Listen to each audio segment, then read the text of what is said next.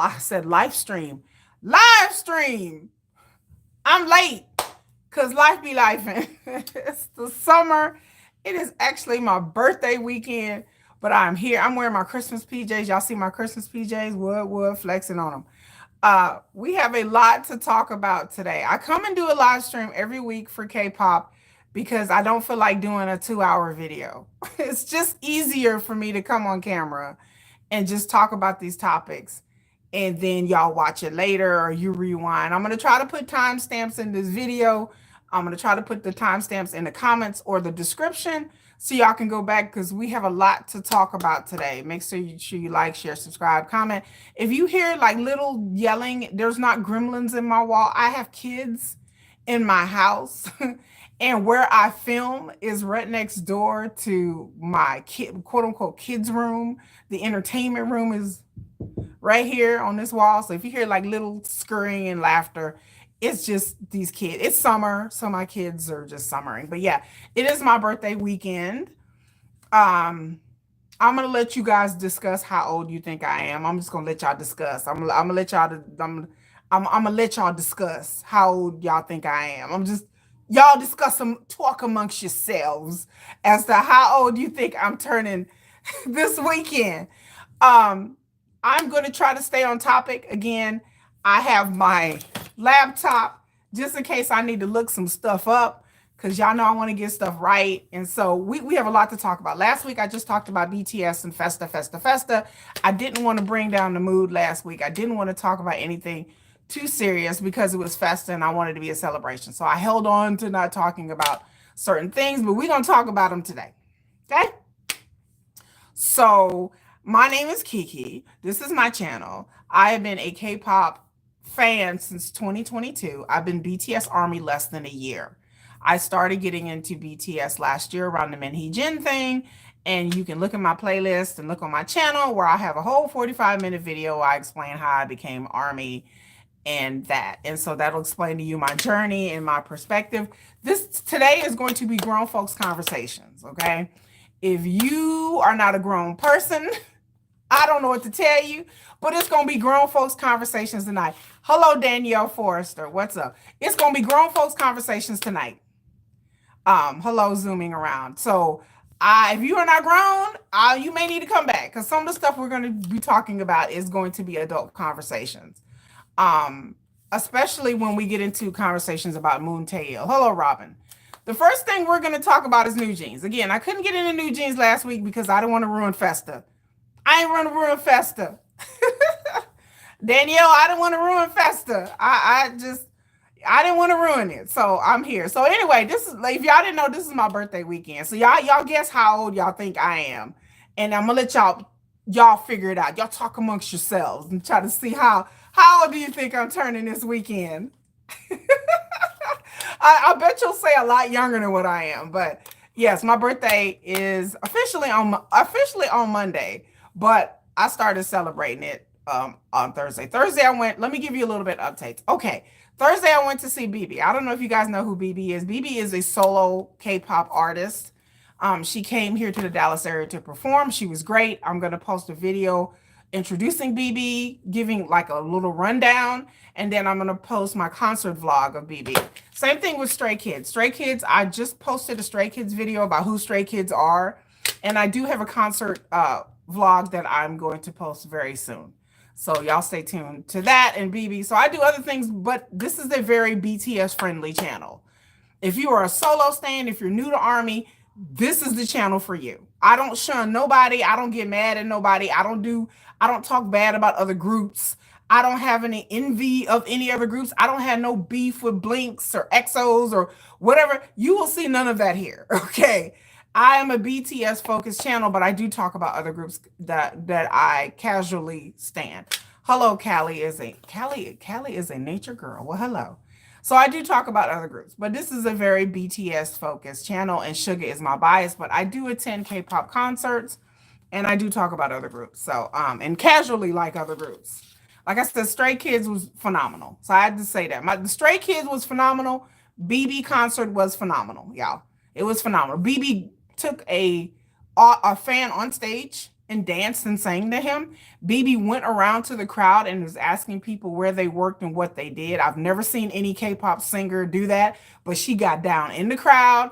I have video where she was like talking to people like right over next to me. Like it was amazing. BB was amazing. She was awkward. She was funny. Her songs are great. If you don't know who BB is, BIBI, please go look her up. Please support her. Her songs are great. Her songs are real, real good. I think if you like K-pop, you'll like her. I mean, you like, so and some of her songs are real grown. She did a song with Jackson Wang, calling Feeling Lucky, which I love. And she's done a lot of adult grown type songs. So BB's great. Go check her out.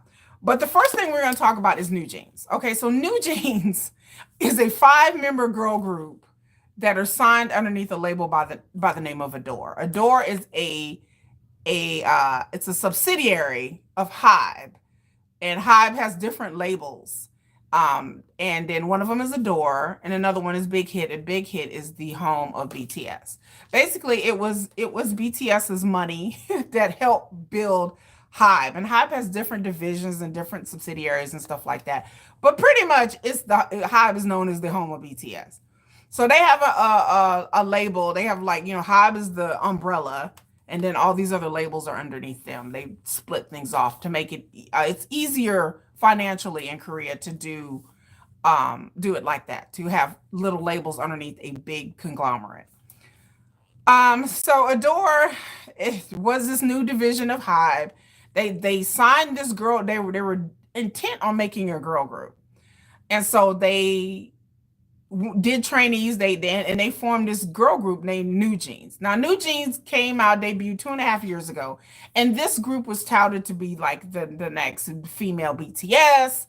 They were going to be the next big thing. HYBE had a bunch of boy groups like ENHYPEN, 17, TXT, BTS, but they hadn't really broken to the market with a female group. So they really wanted to break into a market with a female group, and New Jeans came. And so New Jeans debuted. They hit the ground running, I would say. They came out with some bangers. And their CEO was a lady by the name of Hee Jin, and I've done plenty of videos. I won't go into in depth, but I've done lots of videos about Hee Jin and New Jeans, and this has been going on for a year. So they started to be problems, and to make a long story short, New Jeans are trying to get out of their contract with ADOR. So they've filed litigations in court. They have some of the best lawyers in South Korea. Now, as to how they can afford these lawyers in South Korea, we've talked about this before, and so people think that they have backers. And then Hee Jin, she resigned as CEO, and there was some talk about her trying to take over ADOR and break ADOR and New Jeans away from HYBE. Honey, it's a whole thing, child. Okay, go back and watch some of my videos, and you'll get the gist of it. So recently, they've had some court decisions. A month ago, about 2 months ago, HYBE filed in court wanting the court to file an injunction, which an injunction is just a preliminary before they go to real court. ADOR wanted the courts to say that the New Jeans contract is valid, and that they can't do any activities, fan meets, making new songs, anything without ADOR's permission. So in other words, let me break it down for y'all. HYBE basically wanted the court to say that New Jeans can't do anything that's going to make them money while they're deciding whether the contract is valid or not. So that's what the injunction really is. So the courts reviewed the injunction last month. I mean, they reviewed all the evidence and everything, and they came back and told New Jeans, no, you can't go do any kind of anything, because New Jeans are on a self-appointed hiatus. They said you can't do anything without ADOR's approval, or you can't make money without ADOR getting their cut, in other words. And so they have filed an appeal, and then the appeal came back like a week and a half ago, and they upheld it because they were like, okay, you filed an appeal, but you haven't presented any other new evidence. And so they're like, until the regular court can determine whether the contract is valid or not, anything that they do, it's going to get a fine. If ADOR doesn't approve of it, they're going to get a fine for each member. So yeah. It's going down. So this is going to be going back and forth. They have a court case coming up within the next week or two, where they're going to try to determine the validity of the contract. And it could take, I mean, the contract discussions could take years, to be honest with you. There have been other groups that have fought their label for contract and it has been stuck in litigation. This could go on for a while, but I don't think it'll go on that long. Some people are saying this could go on for a year or two. I don't think this is going to go on for that long. I may be wrong, but I just don't feel like the New Jeans thing is going to go on for very long. I think the judges are going to come back and find that New Jeans contract is valid, and New Jeans are going to have to make some decisions. Either they're going to have to crawl back to ADOR and put their heads down, and I don't know how that's going to work because they burned a lot of bridges. If you know the whole story with ADOR and their claims and Illit and LE SSERAFIM, if you know that whole story, I don't know how New Jeans is going to come back and say, oops, we back, y'all. Let's start making music again. Dance, girls, dance. I mean, I just don't see that happening. If they do break their contract, they're going to have to pay. So they can get out of their contract, but New Jeans doesn't want to pay. So they're trying to say that ADOR has a breach of contract based on a bunch of really silly things that aren't really legal. But again, I'm not a lawyer. I don't live in South Korea. So South Korea law is not my thing. I'm not. So all I can know is about what the media reports and things that I hear from other YouTubers like HYBE. HYBE is a great resource. I always big up HYBE. HYBE, love them. And then Asian Entertainment, and then of course Soulite TV, Sean and Soulite. They keep me, in the know about what's happening with New Jeans and ADOR. And then the former CEO, Hee Jin, has her own lawsuit against ADOR, saying that she was fired. It's a bunch of stuff, and nothing is really. I don't know how long that court case is going to go on because nothing is really, and nothing's been decided. However, let's talk about the Hee Jin court case. Okay, if you don't know about the Hee Jin court case, HYBE, HYBE breaks it down on his channel. It is very interesting. It is very interesting the things that they've found in court and discovery. Hello, Bangtan Mafia. That's a name after my heart, baby. Bangtan Mafia. I like that name. That's how I feel sometimes. Like I'm part of the Bangtan Mafia. That's how I feel sometimes. Sometimes I get a little aggressive on my channel, y'all. But it is what it is. But I feel like Hee Jin, the things that we learned through the discovery last week is diabolical. I mean, the way, like I've always kind of thrown the parents under the bus a little bit on this channel, but the things that were explained in court about how Hee Jin basically and other executives have manipulated these parents, it is insane. I mean, basically okay. ADOR had a contract, right? Basically, Hee Jin was going to other executives, okay? Other executive that she brought from SM. Hee Jin used to be one of the big time creative directors in SM Entertainment. So when she started working for ADOR, she did the homie hookup. Okay, like what we call in the hood the homie hookup. She was like, okay, I'm working for HYBE, y'all. Y'all come with me. I'm finna put you on, right? She did the homie hookup, right? Which happens in Korea a lot. Korea is full of the homie hookup. Okay, full of the homie hookup. So she did a homie hookup. So she was putting people on in different levels at ADOR. She was like, you get a job, you get a job, you get a job, you get a job. So she basically surrounded herself with people that she worked with at SM, which was smart. And then these people all together was like her friends, and they was working for HYBE, and they were working for ADOR, and they were working in I heard some of them still working big hit. So this woman got a job with HYBE, and she basically set her minions up to work there.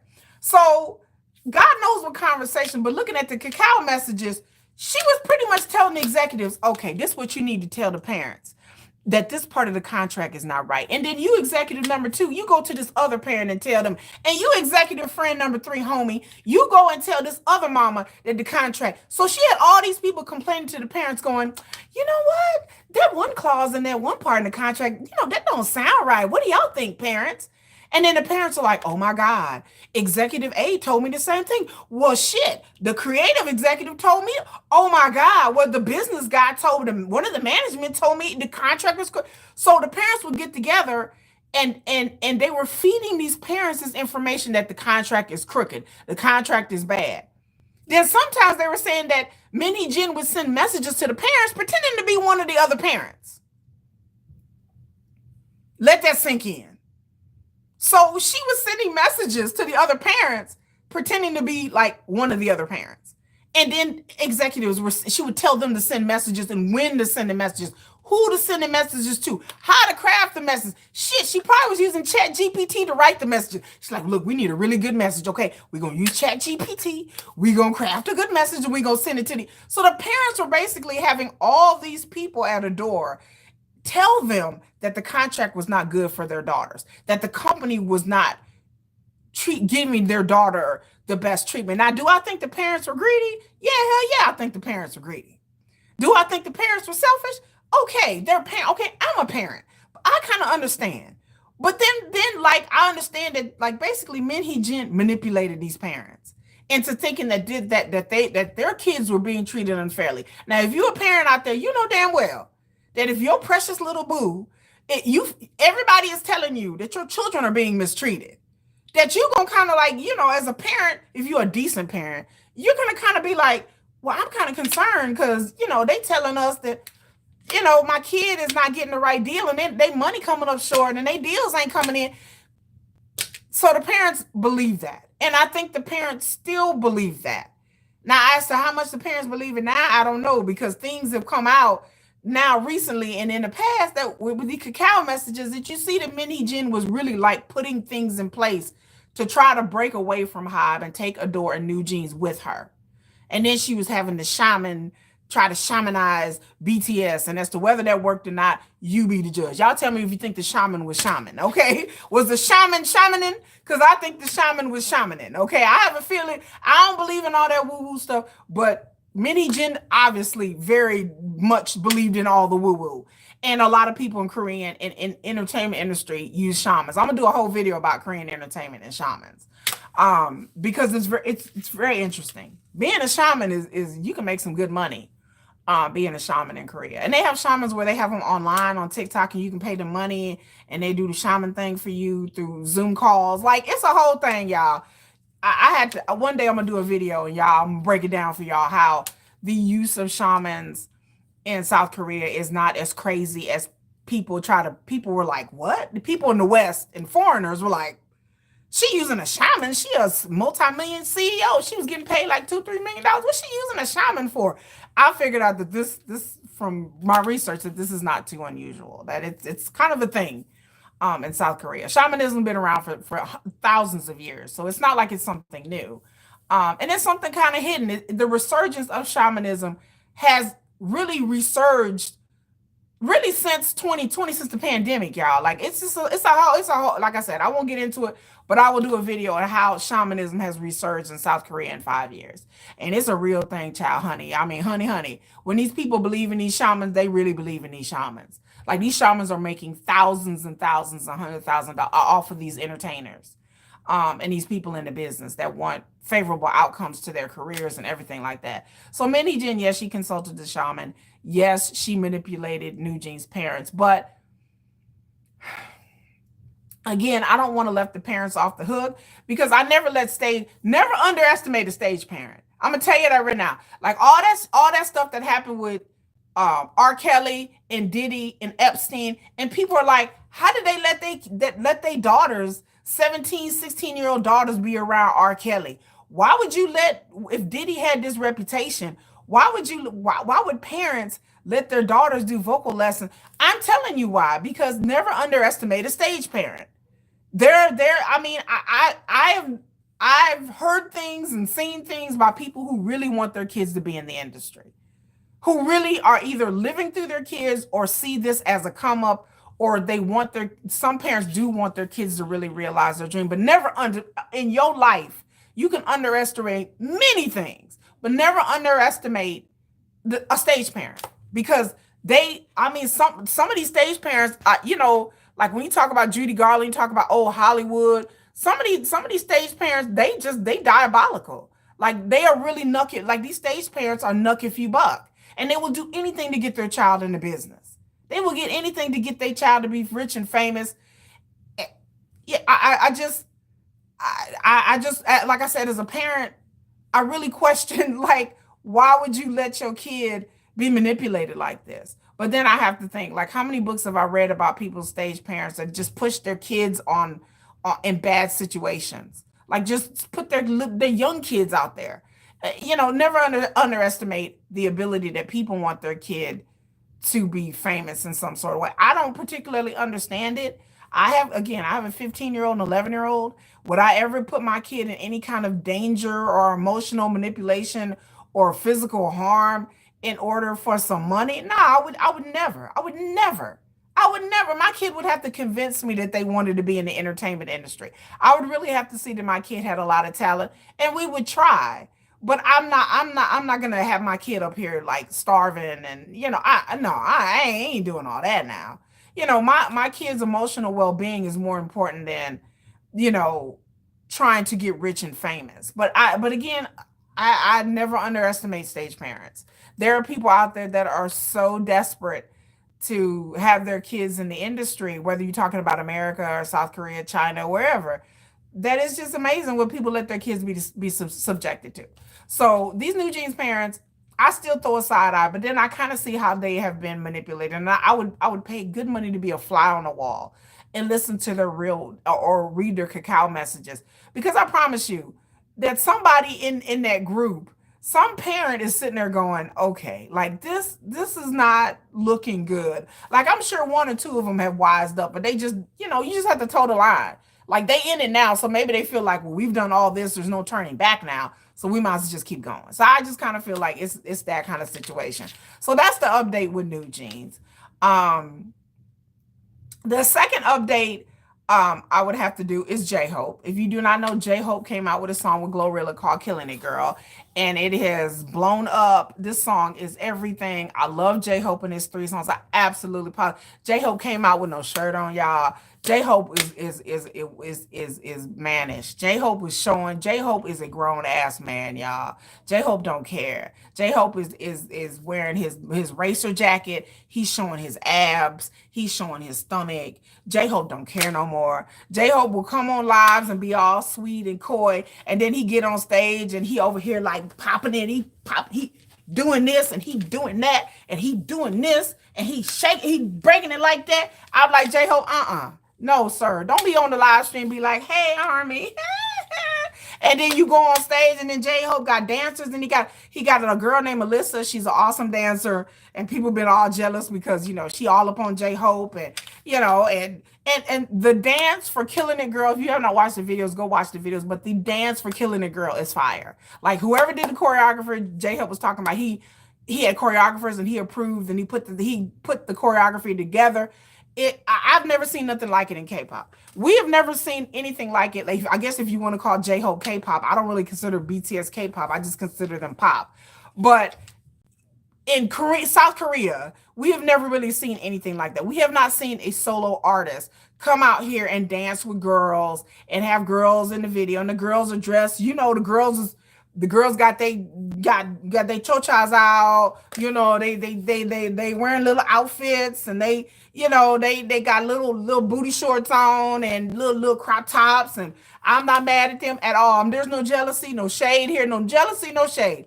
J-Hope can dance. This is what I wanted for BTS when I did my live stream like 8 months ago. I said, I want grown and sexy BTS. I want them to have girls in their video, to dance with girls. And J-Hope, he did it. And I've told people, and I'm going to say it before, and I've said it on my live streams, and people have been in my live streams. I want K-pop to evolve. You can be grown and sexy without being dirty, vulgar. Hello, BTS Army Girl Isha. Hey, you can do grown and sexy, and you don't have to be dirty. You don't have to be vulgar. You don't have to be over-sexualized. You don't have to be nasty. J-Hope is just enough grown and sexy. A little bit of titillation. The girls ain't looking like straight up hoes. Like, you can do grown and sexy in K-pop and it still be tasteful. You can do grown and sexy in pop music and it still be grown and sexy. You don't have to come out here like a bunch of neutered. Letitia Jones said, agree. You don't have to come out here and dress like 5-year-olds, 5-year-olds, and you 30. You a grown man or a grown woman, and you're coming out here like, here you go, get this, get this. I'm like, okay, ma'am, how old are you, man? You can be grown, you can be grown and sexy without being smutty, without being overly sexualized, without being dirty, without being nasty. Just enough sexiness just to be like, okay, that's for the grown folks. I understand that JHOPE, all Sweet Dreams is for the grown folks, Mona Lisa for the grown folks, Killing the Girls for the grown folks like me. That this is what I want to see K-pop to expand. Not all of it. You can still have your cutesy, you can still have your Illits and your Boy Next Door and your TWS, but like ATEEZ came out with that Lemon Drop. Y'all hear that Lemon Drop by ATEEZ? Girl, I was like, hey. I was on that Lemon Drop. I'm like, okay, ATEEZ, I'm seeing you. Like, I see you. Like, you can come out with grown and sexy music that doesn't have to be explicit with a bunch of cuss words in it and, ooh, girl, pop that P over here and bend that over. You don't need all that. If you're creative enough, you can do a song like Lemon Drop or Killing a Girl where you put innuendo in it. You put innuendo in it, but just enough to keep it kosher. You know what I'm saying? Just to kind of, you don't have to be overly dirty. And I like the grownness of Killing It Girl. I like the grownness of Lemon Drop by ATEEZ. It's grown and sexy to me. I'm like, okay, this is what I can vibe with. I don't want to see 30-year-olds running around in schoolgirl outfits and boy, I don't want to see that. I'm grown. I don't want to look at somebody and be like, yikes, ooh, I get a real nasty feeling. Like, oh my gosh, should I be looking at this dude? Like, how old is he? I gotta get on my computer and I'll be like, damn, Wikipedia. Okay, which group is this? Girl, let me look. If I gotta get on, hello, JK. If I gotta get on Wikipedia and start looking up ages before I decide whether I want to watch your music video or not, that gives me a real nasty feeling. Like if I be like, ooh, he look real young, girl. I don't know if I should be. Is he 17 or is he 20? Because 16 will get you 20. So I ain't about to be up here drooling over no 17, 18-year-old. Hell, I ain't about to be drooling over no 22-year-old. That makes me feel nasty. I'm like, oh God, like how old are they? So that it's kind of hard to tell with Koreans anyway because they look younger. They don't age a lot. But I want grown men who are in their 30s to do music that grown men in 30. You ain't that late, JK. We was talking about New Jeans at first and they little court case or whatever, and what was happening with them. Hello, Maritza Lopez. What's up? But I want my BTS to be grown. I don't want them to look like little kids. I want to be able to look at them and be like, that's a grown ass man. That's a grown ass man right there. That's a grown man who went to the military and fought for his country. That's a grown man and shot a gun. I don't want to be looking at BTS like their Boy Next Door. I've said this before. I hate in K-pop where there are groups like Red Velvet and Twice who are in their 20s, who are still like,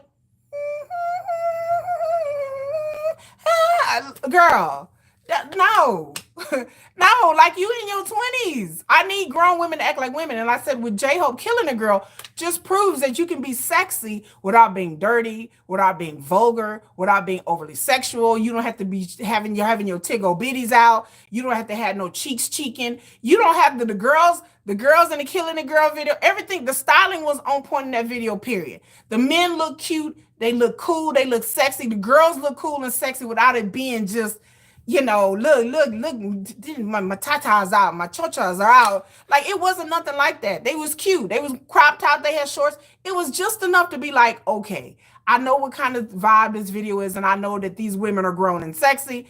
JHOPE ain't got no shirt on. These other men are looking like men. Like, the whole vibe was like, I give it an A+++. JHOPE evolved like Pokemon, girl. Yes, he did evolve twice. Like, he like final form, like JHOPE, final form. Because, and I'm like, I'm glad that JHOPE can show not just armies, but the world that this is the potential of K-pop. This is the potential of where K-pop can broaden their audience and broaden their appeal, because a lot of westernized audiences think K-pop is for little kids. And I'm like, it doesn't have to have that reputation. I don't consider BTS K-pop anyway. Hello, Taekwon Phillips. I think that's how you pronounce it. But it just shows the world that K-pop can have an appeal to everybody, not just little kids. Like, well, little kids like BTS. No, most of BTS fans are over the age of 25. Like, most of the BTS fans are in their 20s. They're not like 13, 14-year-olds. They're not the illit new jeans demographic. So, I mean, there's some of that, but a lot of the BTS fans are like in their 20s now.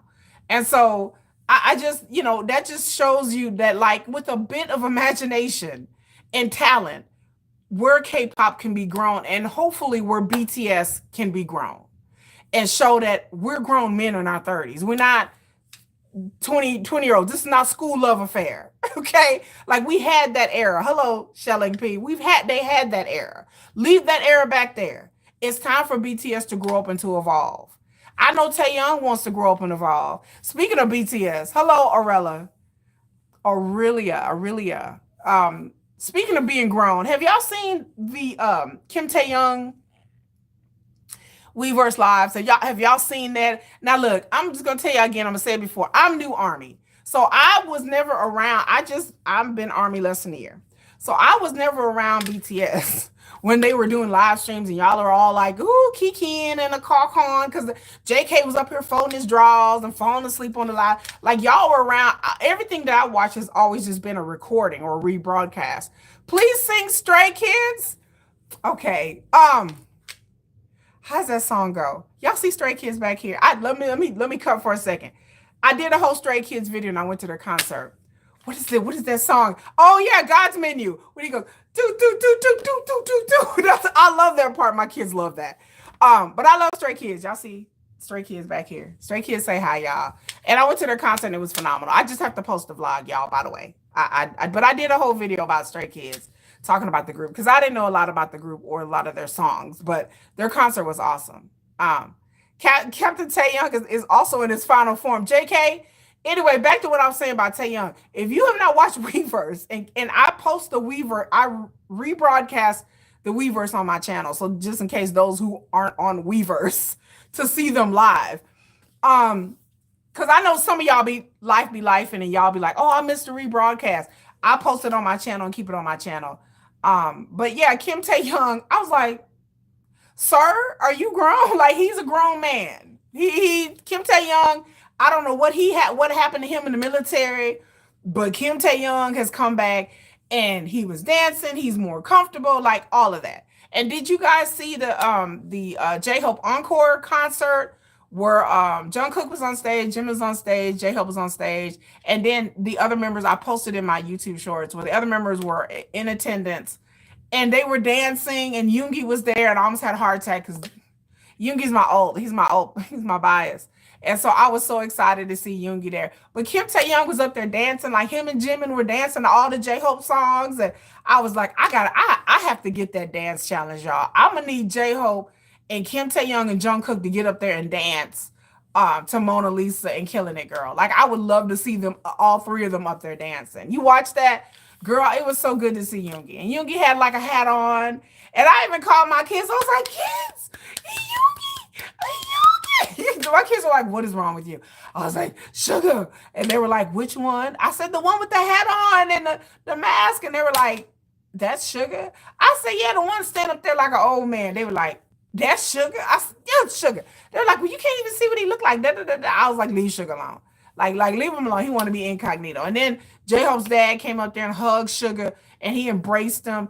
And I'm not the crying type, but it got me a little emotional during that concert that he went up to Yoongi and he hugged him tight, and he said something to him, and then he patted him on the face, and then he hugged, and then Yoongi hugged on to him, to J-Hope's dad. I don't know what he said to him, but the way he hugged him was like he was his own son. Hello, Samantha. And it was very sweet that J-Hope's dad, just the way he hung on to Yoongi. Yoongi hugged him back. And I don't think Yoongi, like I said in my post, I don't think Yoongi was a hugger, but he hugged him back. And it was a very, very sweet, heart-touching moment. And I wonder what he said to Yoongi, because he really hugged. Like, it wasn't one of those like, hey, how you doing hugs.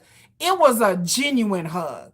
It was like, brother man, I'm finna go in, brother man hug, dap you up real quick. Like, it was that kind of hug. It was a very genuine, loving hug. Shelling P said that they saw that. And yeah, it was very sweet. Like it was a genuine, like, you're my son, how you doing, are you okay kind of hug. It was that kind. It was like a real refreshing, loving, and Yoongi hugged him back, loving. And I was like, hello, Lissa Leonard. And I was like, I wonder, does Yoongi's daddy love on him and hug on him? I wonder. I said, I just hope that's how my mind goes. My mind goes, I hope Yoongi is having someone love on him and give him all the hugs. Hobie dad hugged him like 3 times. He did. He kept hugging him like, a reassuring hug. Like it was a very emotional moment. Like I said, for somebody who reads body language, and I read between the lines, I read a lot into people's body language. And so it was a very genuine, like, the hug you really give like a family member you haven't seen in a long time. Like somebody that you really like. It was like, I love you. It was a real I love you kind of deep hug. Like you would give your own child if you hadn't seen your child in a while. So it wasn't like just a perfunctory, like, hey, how you doing? No, it was like, I'm hugging on to you to let you know how I feel. And then him patting him on the face is a very Korean thing that people do to their children. It's something you do to your child. Did you pat your child on the face? So it was a very loving gesture. And like I said, for me to see men do loving gestures like this is something that we don't really see in America. Like, you don't really see men loving on each other. And that just floored me. Um, that's one of the first thing I noticed, is that, like, here you don't really see men loving on other men, which they should, because men have their own emotional needs. And men should be supported by other men, whether it be their fathers, their fathers, their friends, their associates, their non-relatives, and co-workers, whoever, whatever it is that in Korea, it's not something unusual to see men, embrace each other. If they know each other, haven't seen each other for a while, to embrace each other. And for here in America, because everything is so screwed up, because it's so toxic here, that you don't really see that. You don't really see men like embracing. And I think that there needs to be more of that, of men embracing other men, saying, "Are you okay? Are you good? Like, you're gonna be okay." So I don't know what Hobie's dad said to Yoongi, but whatever it was a very sweet. It was a very touching moment. Like I said, for a person who doesn't get all choked up and touched, it was a very sweet moment. So that happened last week. What else, y'all? And speaking of Yoongi, we're gonna get to Yoongi in a minute. So on to the next subject. Taeil. Taeil. So last August, Taeil, who is a member or a former member of the supergroup NCT 127. Now, NCT 127 is with SM Entertainment. They're a very popular group. Oh, you said their family first, all their parents. Yeah, that's why I heard that all their parents, like, they all, which would make sense, that all the parents would know each other, and Hobie's parents were there at the concert, and then other parents have showed up at the concerts as well to support. And just like when you're growing up in a group in that situation, you've been with BTS, they've been with each other for so long that, yeah, the parents would know each other, because the parents would know firsthand what the other ones are going through. It's hard. I can imagine being a parent of a BTS member and having a child that's like part of a super group in this industry, that you have to learn to support each other, because other parents are just not going to understand. They're not like your regular schmegular, like, brothers and sisters and friends as a parent. They're not going to understand. So you're going to talk to other parents in the group, like, what do y'all think? Because really, they're separate. BTS is separate, but they're also a collective as well. So they have their own separate lives and separate careers, but then together they have their own careers. So it would affect the parents and the family. So I could see why they're all very close. They've been together for so long. So they're all in each other's lives and stuff like that. And it's very, very good to see, because you need that kind of support in this industry. And like I said, speaking of the industry, let me just say something. I am going to discuss things in a non-vulgar way, in the best way I can. Okay. When I discuss the story, viewer discretion is advised. I don't want to trigger anybody. So I just apologize ahead of time. If you feel like it's too much, it's too intense, then, but I'm going to speak about this in terms that are not overly explicit, and try to be respectful. And JK said Jen and RM said that their dads are best friends. That is so sweet. I didn't know that their dads are best friends. That is so cool. But yeah, I'm gonna discuss the Moon Taeil. So Moon Taeil was a member of a group called NCT 127, which they're very big in Korea. They have not crossed over in America, but in Korea they're everywhere. And they have offshoots. They have like NCT Dream and NCT Wish and NCT and then NCT 127. And I think they've had some like subunits and stuff like that. So they're a really big like conglomerate super group in South Korea, and their posters and pictures of NCT Wish and Dream are everywhere just because SM just be doing the most. But Moon SM NCT 127, I've done a live stream and talked about them, that they have been together for 8 years. And then Moon Taeil was a member, and he's like 30. And so they've been around for about 8 or 9 years, and they were like a super group, real well-known group. So last year, about a week after the Suga thing happened. So the Suga scooter incident happened August 6th. The Moon Taeil thing, I think, happened around the 16th, like really literally 10 days later. Now I'm gonna get more into how I feel about that because I went off before on my live streams, but I'm not gonna divert. I'm not gonna go off right now, but I'm gonna go off later. But so the Moon Taeil thing happened. And what happened was, if you have not heard, is that he got accused, him and two other friends, and the two other friends are not in the group. They're not famous. I don't know how he knows these friends. There's a lot of mystery and a lot of rumors in this story. So I try to stick to what I know and the facts that I've read. But him and two friends who are not in NCT apparently essayed this girl. Hello, Lena. They apparently met. I don't know if they met her at a bar or met up with her at a bar. There's the jury's still out on that. All I know is this lady, she's over the age of 18. I think she was like 20 years old. And she's a Chinese national. Now, as to why she's in South Korea, I don't know if she's in the university in South Korea. I don't know if she moved to South Korea, if she works in South Korea. I don't know her story. But all we know is that she's Chinese. She's a foreigner. Okay. I don't know if she met them at a bar and just met them at a bar, but it was 2:33 in the morning that they went to a bar in Itaewon district where all the bars are at and foreigners hang out at, that they either met up with her or met her at a bar. She's a Chinese national. They apparently got her drunk, really, really drunk, forced her in a taxi, and took her back to one of the other friends' apartments. And for 30 to 40 minutes, they essayed her while she was drunk and passed, while she was drunk. Then took her back to, I guess, where she was staying. I don't know if she's staying at a hotel or apartment, and just kind of left her there. Then they had text messages where they were trying to change the GPS. Oh, SM know how to control the media. They do. So these people, the police are they're keeping it tight-lipped because the trial, they say he's going to get 7, him and his friends are going to get 7 years. Because he can, like, at first he was like, he didn't do this. Let me tell you about this man. This dirty dog. After he did this, do y'all know he was on live doing a birthday stream? I was in the middle of a live stream and someone said, Moon Taeil's live doing a birthday stream. I said, who the F is watching Moon Taeil do a birthday live stream? He was on the internet doing a birthday live stream after this came out. So SM Entertainment hurried up real quick and fired him. And it just kind of died off in the media. He was supposed to go to police and make a statement. And then eventually it died off. So while Yoongi was still being dragged and having death threats, it kind of died off. And people are like, well, you got to protect the victim. And I'm like, well, what? Okay, yeah, I get that. But what? All of a sudden, this story kind of disappeared for months.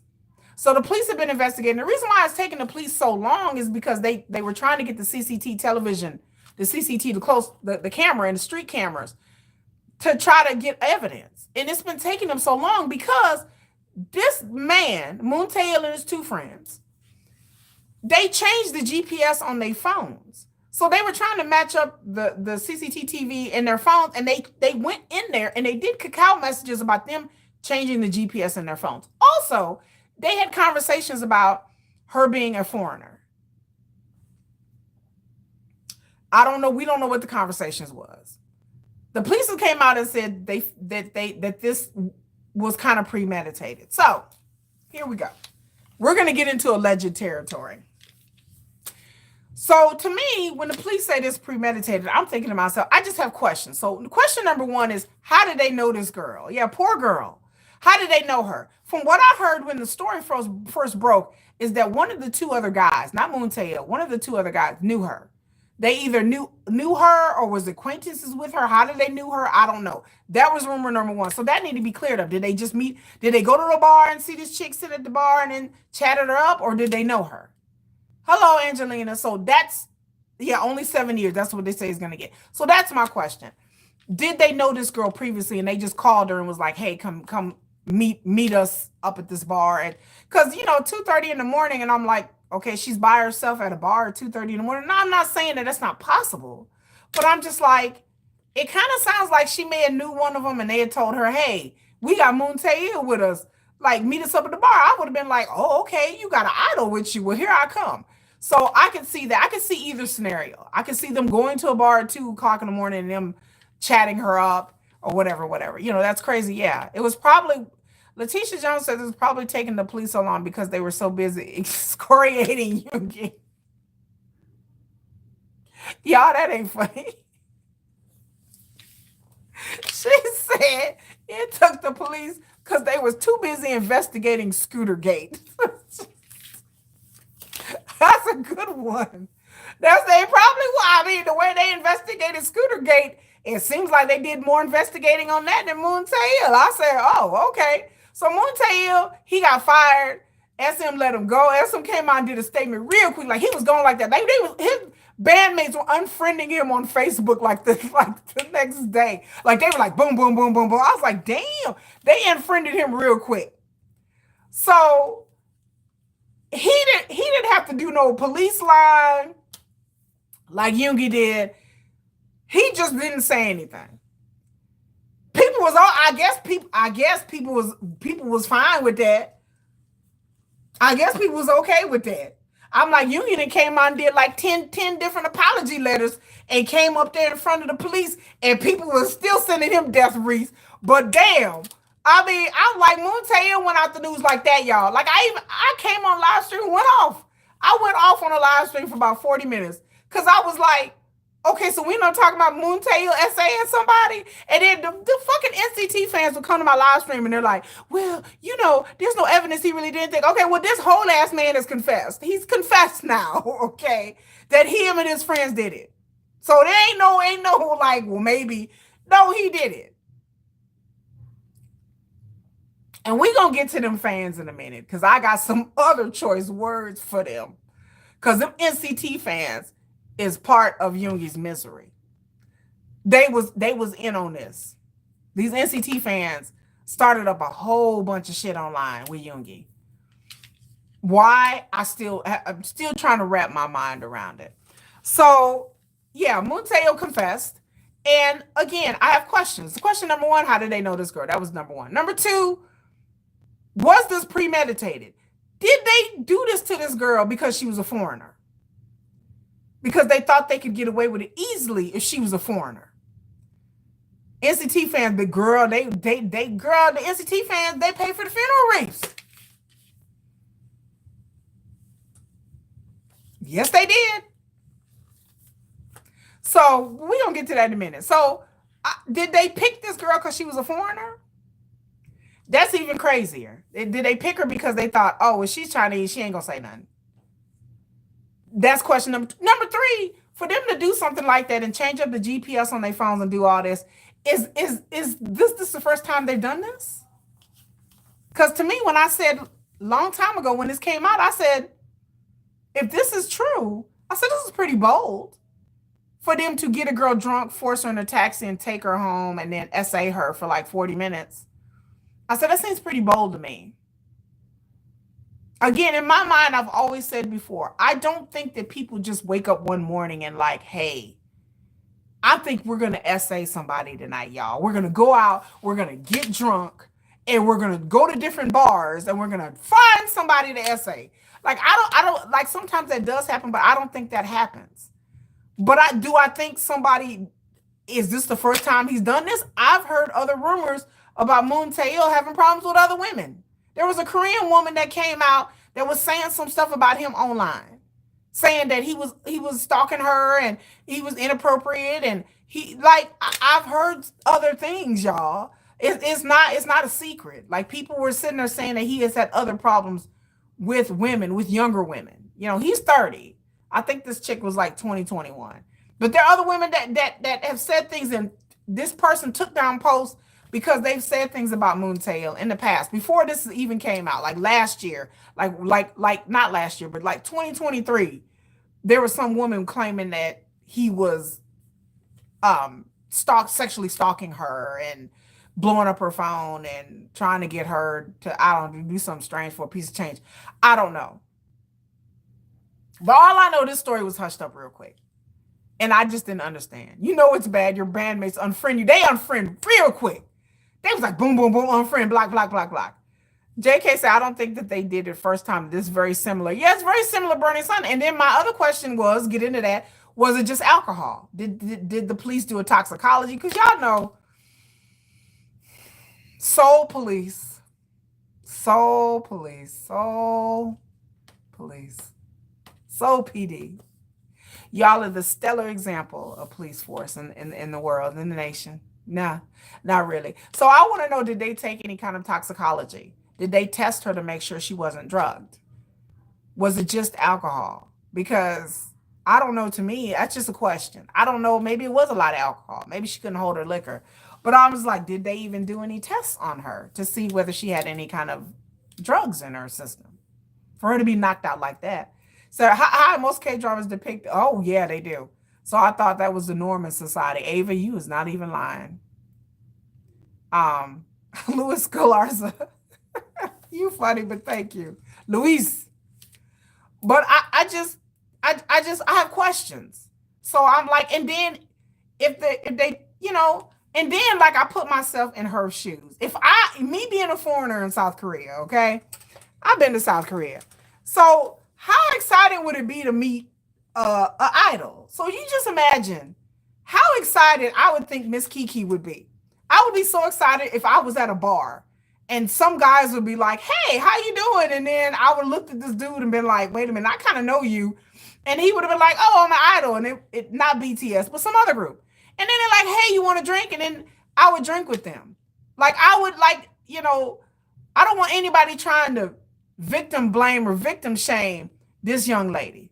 Because any one of us, if we were in South Korea and an idol, a member of TXT or HYBE, you know, something would sit next to us, nobody in their right mind, even me, who been around the block, who's old as hell and been around the block, never in my right mind would I think a K idol, whether they be an actor, actress, or singer or whoever, I would think that this person's going to drug me, get me liquored up, force me to taxi, and essay me.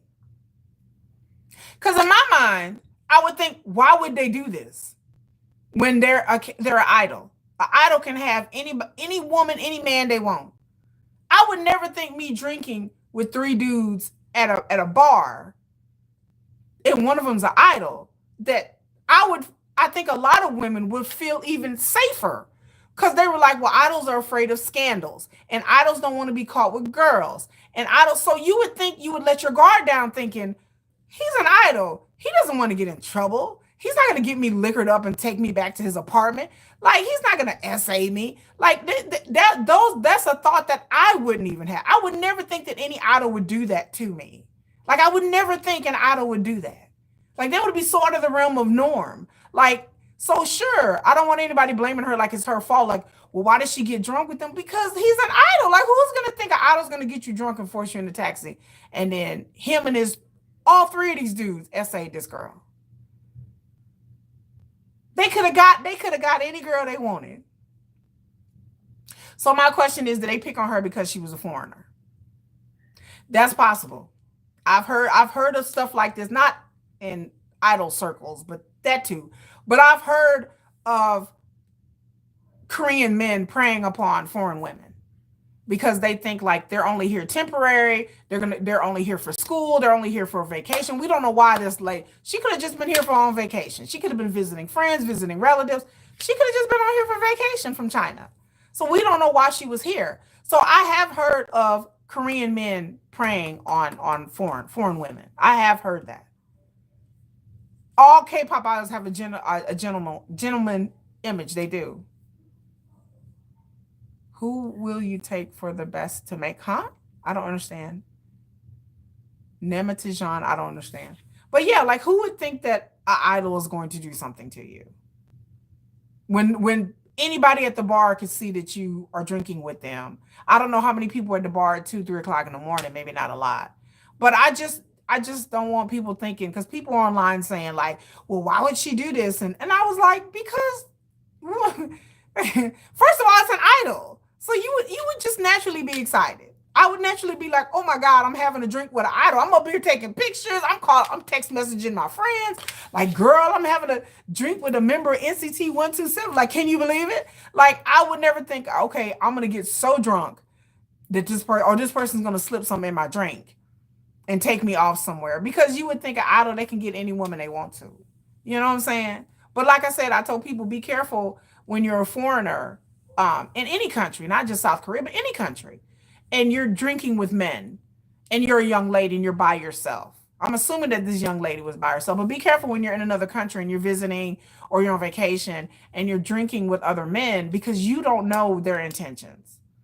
They may just see you as a target, or they just want to have some fun that night. And what it sounded like with Moon Taeil's situation is that they were out drinking. They were at other bars or other clubs or drinking that night, and it seems like that they wanted to have a little fun. That's why I see it as. And maybe they were going to bars looking for somebody to have quote unquote fun with. They're drinking, they're having a good time, they starting to feel some type of way, the liquor's starting to kick in, and some people get drunk and their inhibitions are dropped. And so, victim blaming is stupid. To blame this young lady, we don't know anything about this young lady. So to blame her for not realizing that an idol is going to R-word you, that's pretty bold. That's a pretty intense stance to take. That I would never blame a woman for thinking that she's out at a bar in a public place with somebody famous, that this person's going to take her off, and him and his friends are going to basically have their way with her, and then dump her off somewhere. Like, I would never think anybody would be that stupid. Like, I would never think anyone would be that stupid. And then I would never think it would happen to me. But then again, like I said, I'm grown and I've lived enough life to know that anything's possible. But an idol would be the last. I would trust. I would trust an idol before I would over some stranger, because I would think that idols wouldn't want to get in trouble. There you go. But that's what's going to happen. They said Moon Taeil is going to get 7 years, which a lot of people are saying it's not enough. But then again, it's South Korea, and they don't come really heavy hand on any kind of sex crimes. And I don't know how long his friends are going to get. I want to know how he knew these friends. That's what I want to know. How did he know their friends? How often do they go out? And my other thing that I keep bringing this story up over and over again, y'all. I tell y'all, go look up this story. Last May, there was another story about NCT. I don't know which NCT iteration this was, but there were two dudes, two members of NCT. Their manager had got two ladies. One of them is like a quote unquote influencer, whatever that means. Her and her friend, supposedly the manager, had paid these two ladies to go to a hotel room where they partied with these two members of NCT.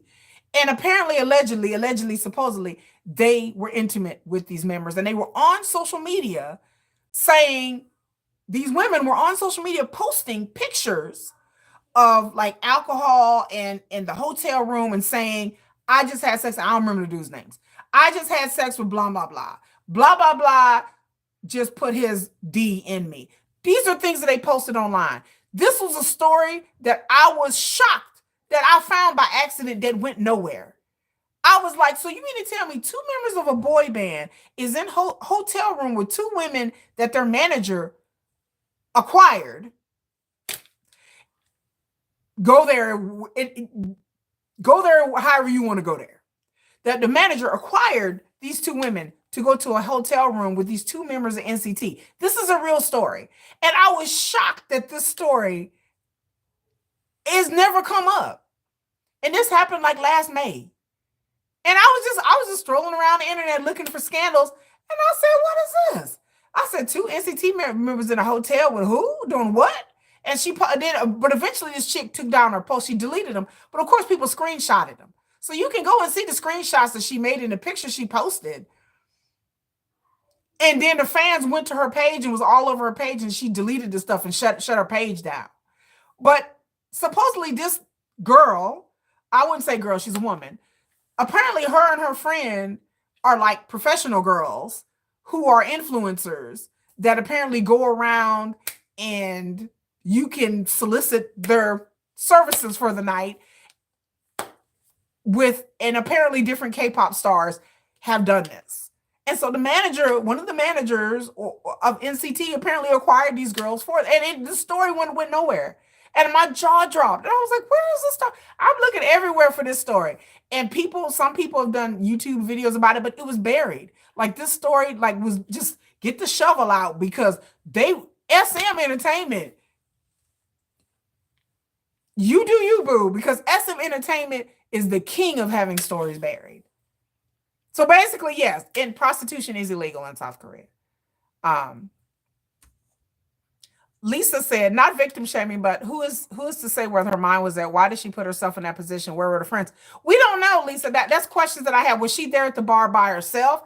Again, I can't believe K-pop stands and rumors because just in K-pop, you never can believe what people be saying on the internet about stuff anyway. So I went through every article, every verifiable story to try to find information as to why she was at this bar. Because again, from what I heard on the internet is that she knew one of the guys. That one of the guys called her and was like, hey, I got Moon Taeil with me. Can you meet us up at the bar at 2:00 in the morning? And she was like, well, hell, you got Moon Taeil with you? Here I come. And I would have had the same attitude. You got an idol with you? Oh, here I come. So that's what I heard. But again, take it with a grain of salt because I don't know. I don't know if she was at the bar by herself. Again, I've been to a bar by myself at 2-3 in the morning. It's not unusual. It's not unusual for someone to go to a bar in Itaewon. It's not unusual. A male or a female, she could have been at the bar by herself, or she could have went to the bar with friends, and the friends are like, girl, it's late, I'm leaving. I've been in that situation too. I've been in a club and been to a bar. I came with people, and everybody's like, okay, I'm going home. Like, oh, I got to go home. I got to go to work in the morning. And then I stayed, afterwards and continue to have my drink. So as to why she was there or was she by herself, I don't know. But again, as somebody who goes to bars and clubs by themselves, when I was in my 20s and now at the old age that I am now, I will go out by myself. I don't have any fears in that way, and like I said, South Korea is very safe. It's not like someone's gonna pick you up in the bar and like rob you or steal your purse. It's South Korea. South Korea is very safe. So you see, there's a lot of some vibrant nightlife in Hongdae and Itaewon. There's a vibrant nightlife. So at night, you can just walk around at 4 o'clock in the morning. People just walking. People going to their cars. People, they have like 24-hour like malls there that you can just walk in the mall at 4 o'clock in the morning. Like it's not because South Korea is very safe. Seoul is very safe. And so the nightlife is very vibrant. Clubs and bars are open. There's some of them just open to foreigners. There's some that are just for Koreans. There's some for both. So it's a vibrant city and nightlife, just like any other place. I mean, so I don't know why she was there. But again, I think when I was in my 20s, I've been to really unsavory places in my 20s. I've been in the hood, like in a bar. In the hood. I'm hanging out in the hood. What's up? Hey, by myself at 25. Was something I should have done in America? No. In Korea, I would do it though. I would definitely go party in Korea at 3 o'clock in the morning, like you would say. So they were groupies providing their services for a price. Yes. I talked about in my other live stream that this happens. There are influencers online who are influencers in Korea, but really they are groupies. They're hangers on. They show up at parties. They show up any place.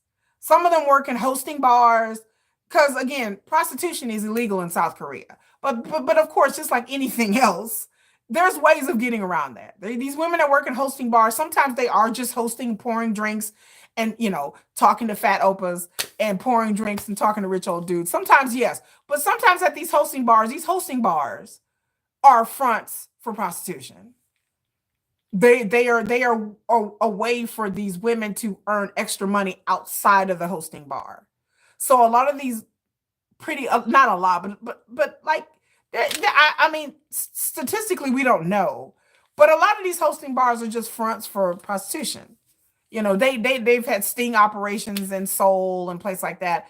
But yes, a lot of these bars are just a front for finding clients and exchanging phone numbers with them or message cacao user IDs and then be like, I'll call you, you will call and we'll hook up later. And so a lot of this happens in K-pop. The only thing about the NCT guys this person apparently was angry. I don't know whether she didn't get her money. From what I heard, she didn't get her money. That they stiffed her. And so that's when she went online and posted the pictures and said the stuff that she did. So apparently she was angry because of something. But then eventually she ended up deleting the pictures and deleted the posts and everything. So apparently I heard that she was stiffed and they stiffed her. Like they either didn't pay for the hotel or they didn't pay her and her friend. But it happens though. I mean, it again, a lot of the idols are still men. And so this happens. I've said it before, this happens. Because it's like, I don't want to date. I don't want to get caught dating. So, that's just that. And then, like I said, but the fact that this was out there and it got swept under the rug, I was like, damn it, SM Entertainment. SM Entertainment. When they say SM is powerful, y'all believe it. Because again, this story was nowhere to be found. This story was found in small places that I read things here. And I was like, why isn't this story a big? Because that would be, if let a BT, baby. Now come on, Army. Now come on, Army. Do you think for 1 second if JK and Jimin was in a hotel room with two influencers, do y'all think for 1 second the media would let it go? Do you think it would just be and then go? No. If BTS was in the room with anybody, BTS could be in a room with someone's 60-year-old grandmama. Like she could be there for a charity event, and they be like, they was in a room with some 60-year-old lady, and then oh my God, like they doing nasty things. They doing nasty things with old ladies. Like we would never hear the end of it. We would never hear the end of it. It ain't gotta be nothing nasty. We would just never hear the end of it. But these other groups, I'm just like, so ain't nobody.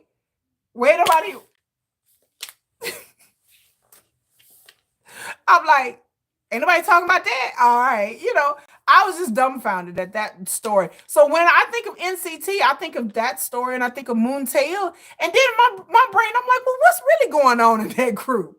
Like, I'm like, what's really going on with? So it makes me think like, what's really going on with that group? But I'm not going to speculate. I'm not a gossip channel. But it's just amazing to me that certain things get put out in the media and then other things don't. So which brings me back to Suga. So I'm going to try to calmly talk about this situation. So Suga got out the military, y'all. Right? Suga we were all happy. We're like, woo, woo, Suga got out. You don't get my man got out. My man's got out. My man's is out. My fake Korean husband. My military wife era is over. Military wife over. My man's is home. He done served his country. I was like over here flexing. I was posting shorts. Y'all know I've been up here flexing. And then so I like last week we just discussed this. If you were on my live stream, I was like, well, what is Suga gonna do when he get out? Is he gonna stand up there and talk to the press? And a lot of you guys were like, nah, he's not gonna stand up there and talk to the press. And I'm like, okay, I can see him not wanting to stand up there and take questions, but I'm like, surely he's going to go back to HYBE and do, a live stream, because after, if you don't know, when the members get out of the military, they go back to HYBE and they do a live stream. And I was so excited because again, it's my birthday. So my man's is getting out. My man's is getting out the military. It's my birthday. It's my birthday. Hey, it's my birthday. And again, How old am I? Y'all discuss amongst yourselves. How old do you think I am? But it's my birthday. So I was all excited because it's my birthday. I got my cakes. I got my sugar cake. I got two cakes. I got two cakes. I got purple. I got sugar cake, and then I got purple bun cake. So we over eating cake. I'm over eating cake, getting fat, eating cake. And I've been eating nothing but cake this weekend. My stomach's all tore up because I've been eating cake and I've been celebrating. I was like, woo, sugar's out. It's my birthday. We're eating cake for days. Like we've been eating cake, cake, cake, cake, cake, cake. It's like cake, cake, cake, cake, cake, cake. Like the song. Like Rihanna say, cake, cake, cake, cake, cake, cake, cake, cake. Not that kind of cake. Some of y'all is nasty. Some of y'all is nasty. Okay. Not that kind of cake. But anyway, so it's been like a happiness for me because I'm like, finally, OT7, we are all of our men's is back together. Suga's my ult, Suga's my bias. I'm gonna say it over and over again. Period. Suga is my favorite person in entertainment. Period. Right? So I was all happy. So he didn't stand up there and talk to the press, which I understood. So I thought he was at least going to do a live stream and they have like the little cake and the balloons and maybe the other members will show up. I'm waiting. I'm looking at my phone all day. I'm like this. Your girl's like looking at my phone. Anytime my phone go off, I'm like, I was like, okay, no. Just I'm looking at my phone like a crackhead. So Suga did release a message. I put it as a short and I put it in my post on my channel if you have not read it. So he did release a post. It's a couple of paragraphs. He's saying, hey, I've missed you guys, blah, blah, blah. And then Suga apologized again. Like when I read that, I read it once, I read it twice, I read it 3 times, I read it 4 times. Like I just kept reading it. Cause I'm like, and then I got to retranslate it because the translation sounded off. So I had to retranslate it and I read it again and I read it another time and I read it another time. Then I sat there like this and I was like, and I sat there and I really thought last night. And and I was thinking. So this morning I got up and I wrote a fan letter to Yoongi and I was really thinking. And then I thought about Suga's talking about his journey that he's been running and running and running with his life going forward and not looking behind it. And he's had time to reflect. And of course he apologized, which if that's what he wants to do, he's apologized over and over. Okay. So I reflected on the whole scooter incident. August. So again, y'all have to understand my journey. I am new to BTS. Suga is my bias. Suga is one of the reasons that brought me to BTS. So here I am last year, May of last year. I'm like, I'm finally here. I'm finally here. I'm Army. I'm Army. I like BTS. BTS, I'm watching all the videos. I'm doing all the things. A lot of you guys have seen BTS in real time. I have never seen BTS in real time as of last year.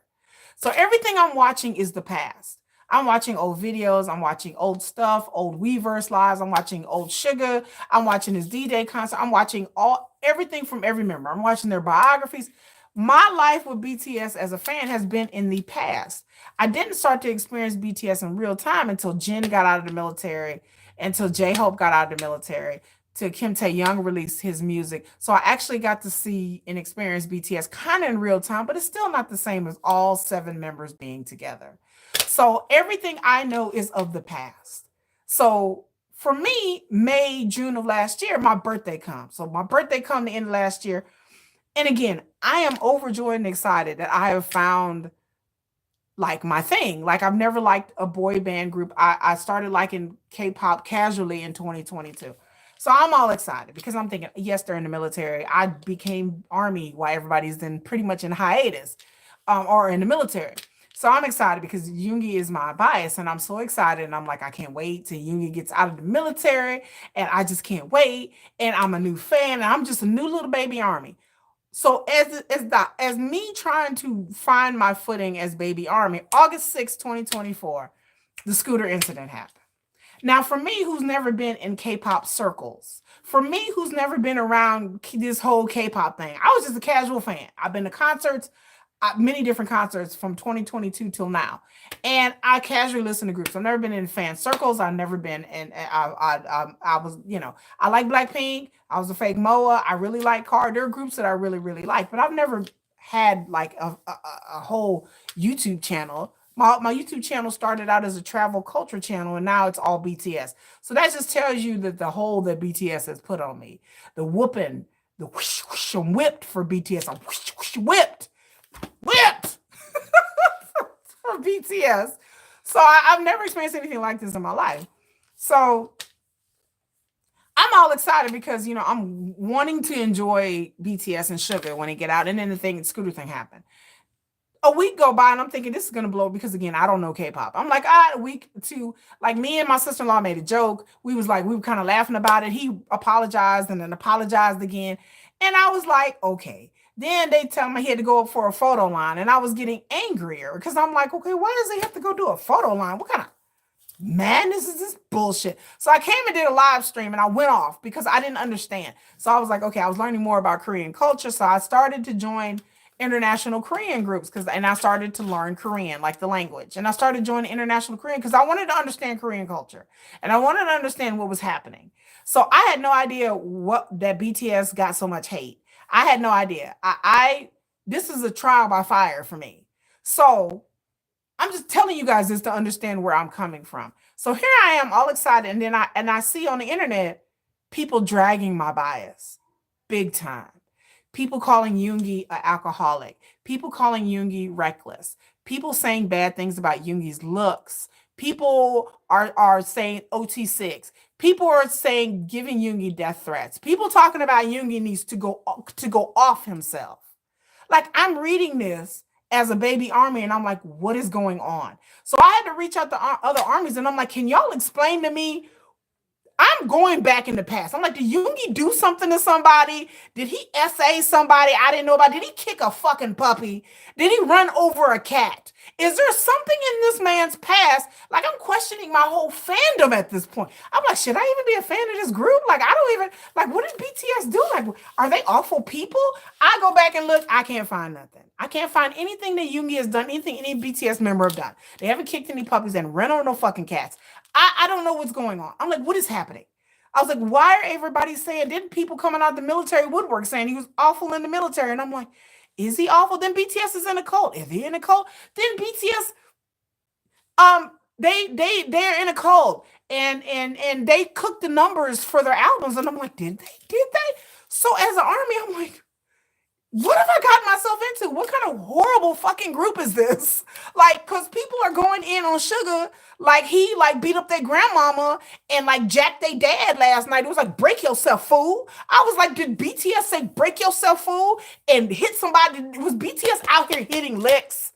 I was like, BTS is out here hitting licks on people. I was like, they are all, I'm like, are they awful people? Are they alcoholics? Are they drug addicts? Did they piss off people in the industry? I went into research. I'm asking questions because I'm like, somebody help me understand. Help me.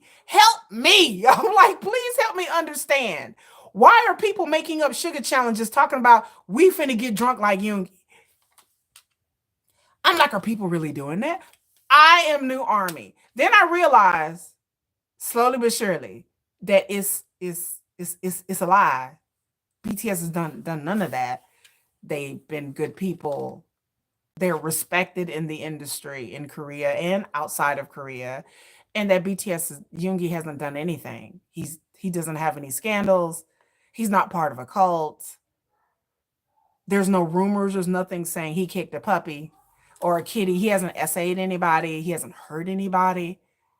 And so I'm going, okay, so, and then somebody was like, peep game, let me explain it to you. And somebody really explained to me the hatred for BTS in their own country. And I was dumbfounded by that. And I was like, but why? Like, why? Who would hate on BTS? They sing songs talking about dynamite, butter, and permission to dance. BTS told me I should love myself. So why would anybody hate? Like, I can understand other artists and people in the industry not liking them and being jealous because it's jealous and envy. But I was like, why would other fans of other groups spend energy? Can't they just like their own group and not hate on BTS? People are like, oh, no. Welcome to K-pop. So I was like, I don't like these people. So in my mind, when I do videos for my channel, I don't like K-pop fans. I don't go in K-pop circles. I'm not on TikTok, X, Twitter. I don't fuck with other K-pop fans. I fuck with Army. I don't fuck with none of y'all. Because to me, I'm jaded because what I saw last year was crazy. Then the funeral wreaths show up. Then I found out that NCT fans was paying for the funeral wreaths. And I'm like, this is madness.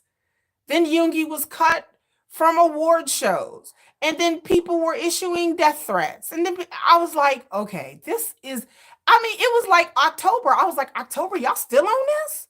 People were like, oh, just wait. They're still going to be on it when he gets out of the military. I'm like, wait a minute. Wait.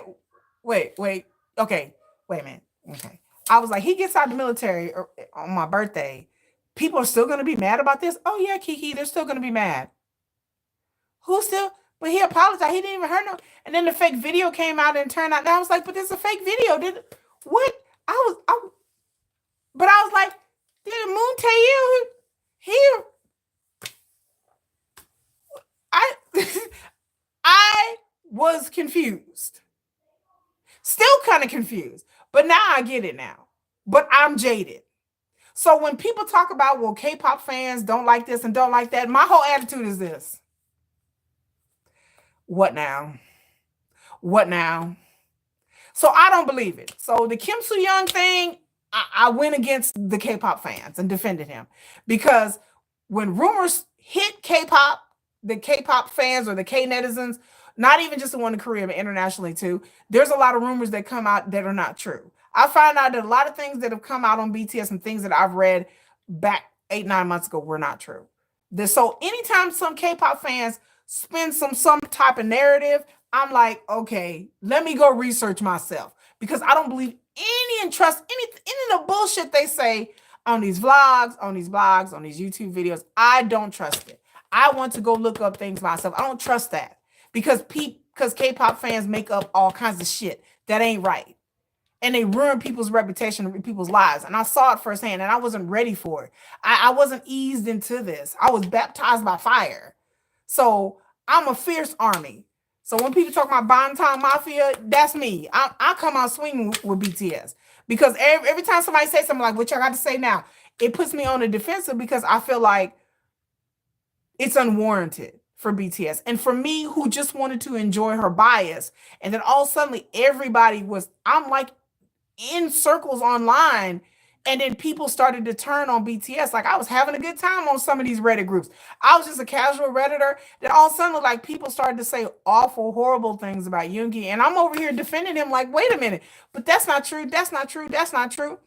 So I got tired of trying to defend the defenseless because people wanted to believe whatever they wanted to believe about Yoongi. And so I've learned that I just don't be in them circles like that. I don't be in them YouTube. I don't be in them streets, them K-pop streets like y'all do. Y'all be on Twitter and TikTok. I don't fuck with none of that. I don't be on Twitter. I don't be on X. I don't be on Instagram. I don't be on Facebook. I don't follow the members on Instagram. I have to learn from you guys what they're doing on Instagram. People post pics and videos. And I don't follow them on TikTok or Big Hit or nothing. It's just YouTube for me. And because I'm jaded, And so I don't trust K-pop fans, other fandoms. I don't trust anything anybody say. Even armies, I don't really trust them either because some of them are crazy. So I only trust the spaces that I'm in, which is my channel. I trust me. I trust my channel because I can stay objectionable. But yeah, y'all gotta understand I'm jaded. So I have not had time to enjoy BTS or my bias or anything. I was loving life and living my best thing and then woke up one day and all of a sudden everybody hated Suga. So me, I haven't enjoyed it. So when he came back and he just wrote that letter and he didn't do a live stream, I've been feeling some type of way. And like I said, I support Suga no matter what he wants to do, what BTS wants to do. If Suga wants to up and leave BTS one day and just be like, to hell with all y'all, I can't deal with this, I'll support it. If he wants to stay in BTS, I'll support it. Whatever Suga wants to do, if he doesn't want to show his face, if he's fearful, if he's feeling like his mental health is not ready for the press and the aunties and all that, that's fine. I know when Suga got out, he had trucks. There were trucks lined up supporting Suga. There were blimps. There were trucks. There were pictures. There were trucks driving by blasting music in front of HYBE. They were all in front of HYBE supporting Suga. So that was really good to see. There weren't no like funeral wreaths and no aunties. But maybe Suga feels like if he puts himself out there more, that he's going to get more criticism. I don't know, but I don't, I don't have any problem with him just doing him. You know, I don't have any problems with that. If he does not come out the boy's mouth, I don't believe it. Yeah, listen, I don't. Like I just don't, I have a hard time believing it. And so like for me, like I said, for me, I've said it before, a lot of us, I said a whole video about I don't like army gatekeeping. I feel like my channel is a safe space for all armies. But with me, I'm older. I'm not a young Delulu parasocial fan. I don't think I'm going to be with Yoongi one day. I don't think me and Yoongi gonna ride. Yoongi is not my possession. He's not my boyfriend. I may jokingly call him my fake Korean husband, and that's my man. But that's just because I love and admire him as a person, his talent. He's incredibly good looking. I like Yoongi in all 360. But I don't think I'm going to be with him. I'm not a delusional fan. I don't feel like I own BTS or own these people, or these people owe me anything. Suga don't owe me nothing. If he don't ever want to show up, I'll sit back and be like, I'll support it. Like I just support. Hello, Adama. I support it. So whatever he wants to do, I support it. Talk about people hate. Lena said people hate BTS for actually existing. Yeah, like I don't even understand. Like I don't get it. Like I said, I am jaded. I am visibly no. I know it in my mind. I'm jaded, and I've been, and I'll stay that way because of the things that I heard and experienced, and me not understanding what was happening. I was like, what is happening? Like, I didn't understand. And here I am, baby army. Like, I don't know what to say. I don't know what to do. And then I just was like, y'all, I mean, like they were going in. They were going in on me. Um, I mean, they were really, really going in on me. Like really, really, really going in. And I just didn't understand it. And so can you make it hard? I guess. What kind of heart? I can rip one out. I have my little shooky doll around here somewhere. But I didn't understand it. Like I didn't, and I still don't. I don't understand K-pop parasocial relationships. I just don't understand it. Like I love BTS. I love BTS for who they are. I love them for their talent. I love them for the fact that how hard they've worked. I love their story. I said it before. I fell in love with their story. I didn't fall in love with BTS music. I fell in love with their story. I gravitated towards Suga because I'm a rap line girl. I like rap. I like hip hop. I said it in my fan letter that I gave up on hip hop because hip hop in America has left me. Like it has left me. Like I'm not into. Look. Don't get me wrong. I like my Cardi B and Meg Thee Stallion, and I like all my raunchy stuff. But I'm an old school hip hop fan. I remember back in the day with Run DMC and Public Enemy. I just wish there was more variety in hip hop. And then when I listened to BTS and I listened to RM and Suga, it gave me the variety. And JHOPE, of course, gave me the variety that I've been looking for. And I was like, okay, so this is my home here. Like this is where hip hop is going. I started listening to Epic High, Tiger JK, and a bunch of artists in South Africa. And I started listening to more international hip hop music. But I'm a rap girl. I'm a hip hop girl. I grew up on hip hop. I grew up in the golden age of hip hop in the 80s. And so I'm old. Letitia said the rap line is home to me. It is home to me. And so it reignited my love of hip hop. And so it took a Korean boy band to reignite my love of hip hop. And that is very ironic. And so I never thought I would like BTS. I never thought I would like K-pop. Again, it took my sister-in-law taking me to a TXT concert in 2022 that started all of this. If she would have never took me to that concert, if I would have said no, like, girl, I was like, girl, I ain't going to no K-pop concert. She said, come on, girl, I'll pay, and I'll take you out to dinner. I'll take you out for some drinks before. And I was like, well, since you offering drinks and a free concert, I was like, well, hell, I'm going to go. And didn't know what to think. I've never seen a K-pop concert. I've never been to one.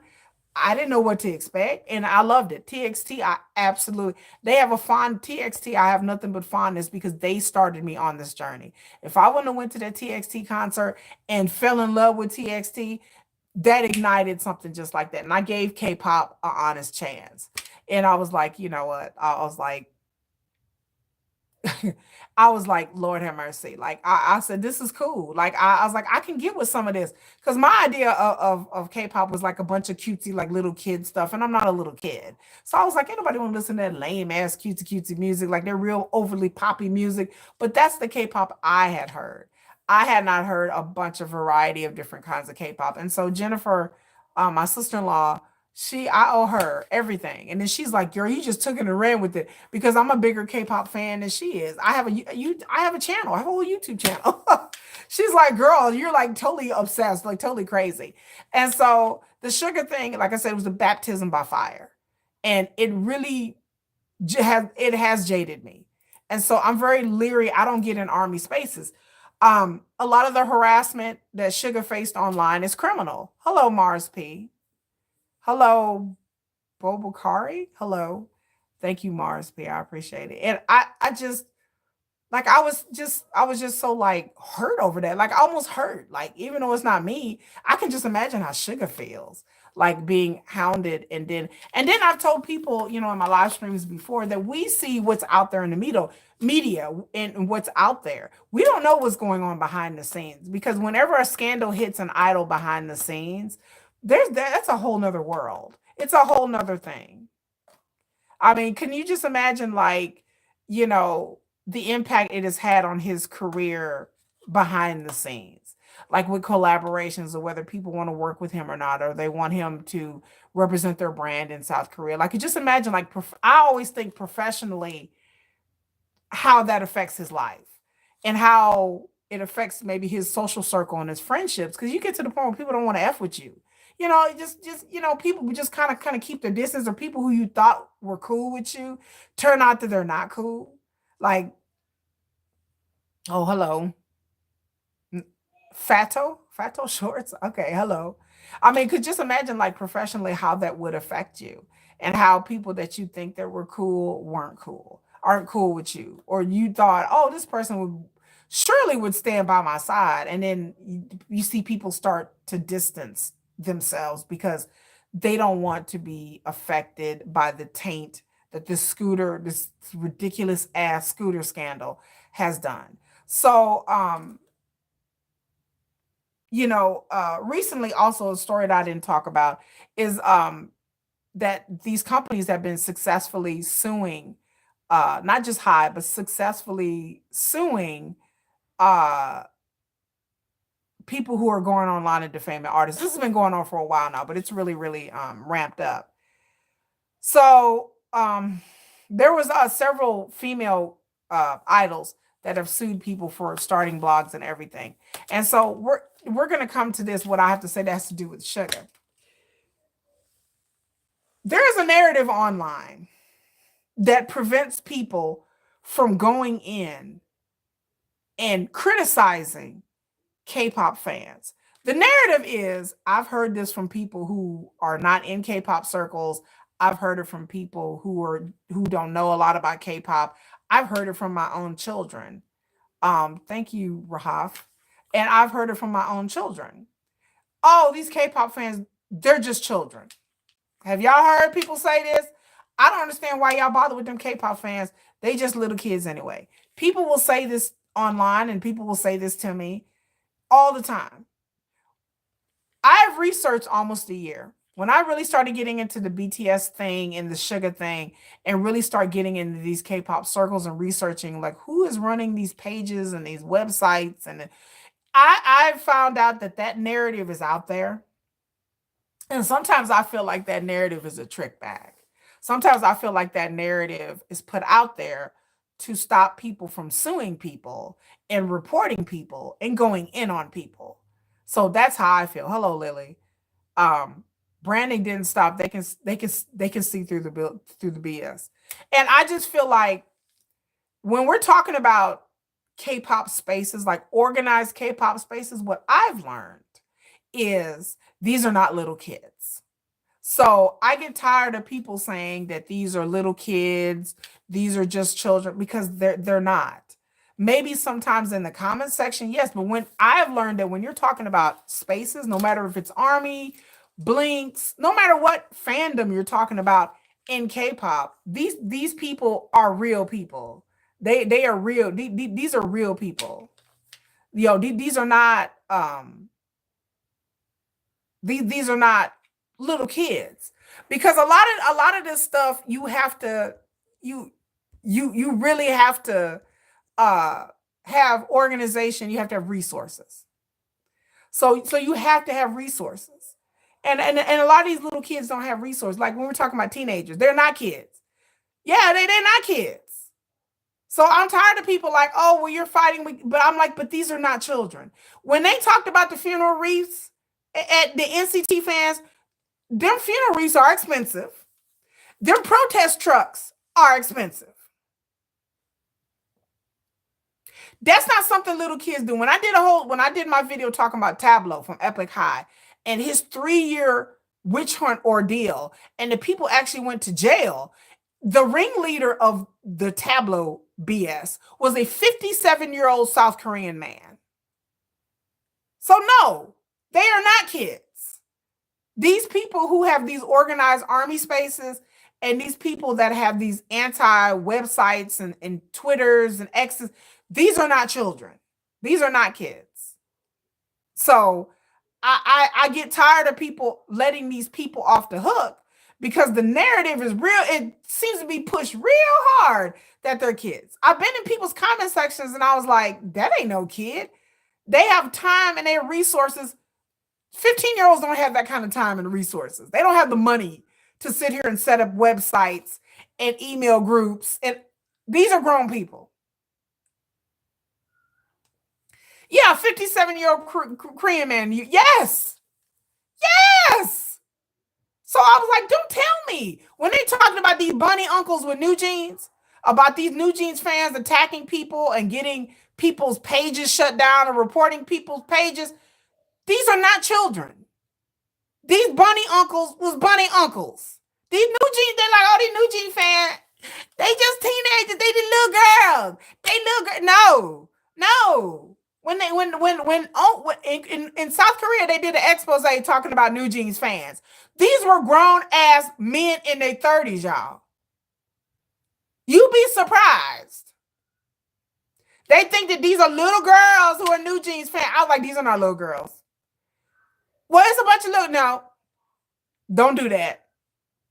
So I tell y'all, be careful online. Do not sit here and think that, do not underestimate these people. Do not think that they're just little girls. They're not. That narrative wants to be pushed out there because they don't want you to report their pages. So they'll come out here and be like, oh, well, what was me? I'm just a little girl. No, you're not. You're a liar. You're a 35-year-old woman. Stop playing. Don't be when they talk about that, what's her name? Sojourn. They used to have a YouTube channel that was just making up stuff about idols. She was making up stuff about Kim Taeil. She's making stuff about aespa members. She was just making up shit for clicks and views. She was like a 42-year-old woman. A lot of these people running these army groups are adults. Most of them, I have yet to see one damn group run by a 15-year-old. Not one. So when we're talking about BTS gatekeeping and we're talking about people scaring off casual fans and scaring off baby armies, we are talking, these are grown people who are gatekeeping the fandom. These are not little kids. Some of these are been armies for a couple of years. Some of these people have been armies for 10, 12, 13 years since the beginning. So when you talk about gatekeeping in Korean spaces or artists being harassed, there are artists that have been on live streams and people have harassed them on their own Instagram page. They have harassed artists on their live streams. They have harassed artists at their homes. And I don't mean harassing like they're like the chick that broke into JK's house. She was a super fan. I ain't talking about the ones who are obsessed. I'm talking about the obsessed aunties. Those are the ones I'm talking about. I'm not talking about the sasangs who love their artists and want to be with them and break in their house. Like that lady broke into JK's house. JK didn't file charges, though. He's nice enough to not file charges. I would have filed charges on her, but that's just me, But no, I'm not talking about the sasangs. I'm talking about the aunties. I'm talking about the people who created the sugar challenges and the hate campaigns. And that's what I'm talking. I'm talking about those people who organize to hate on BTS or organize on hate on any group or person. Those are the people I'm talking about. Those are adults. Those are not little kids. So again, if you see something really crazy, report it. especially people out there creating pages and websites and stuff like that, um, just to drag or not. I mean, you can hate on BTS. I don't care if people want to hate on BTS. That's fine. But when you go to the level when you start making up things about BTS or harassing them or making up things about their family members, then that's when we get to the point where you're like, you a line stepper. You a line stepper. You stepping you over the line. Cause that's ridiculous. Like you can hate on BTS. You're like, I hate BTS. I don't like Bangtan. To hell with all of them. I look, to each his own. Yeah, I hate their music. They're not talented. Okay, you can say whatever you want to say.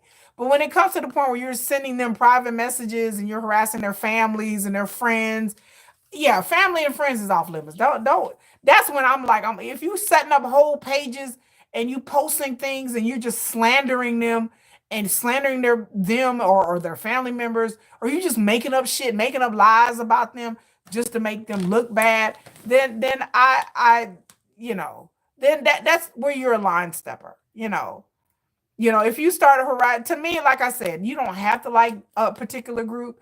You don't have to respect them. You don't have to do anything like that. But to the point where you're harassing the artists, that's where I draw the line. When people start harassing the artist, you're going to their pages and posting things and saying things.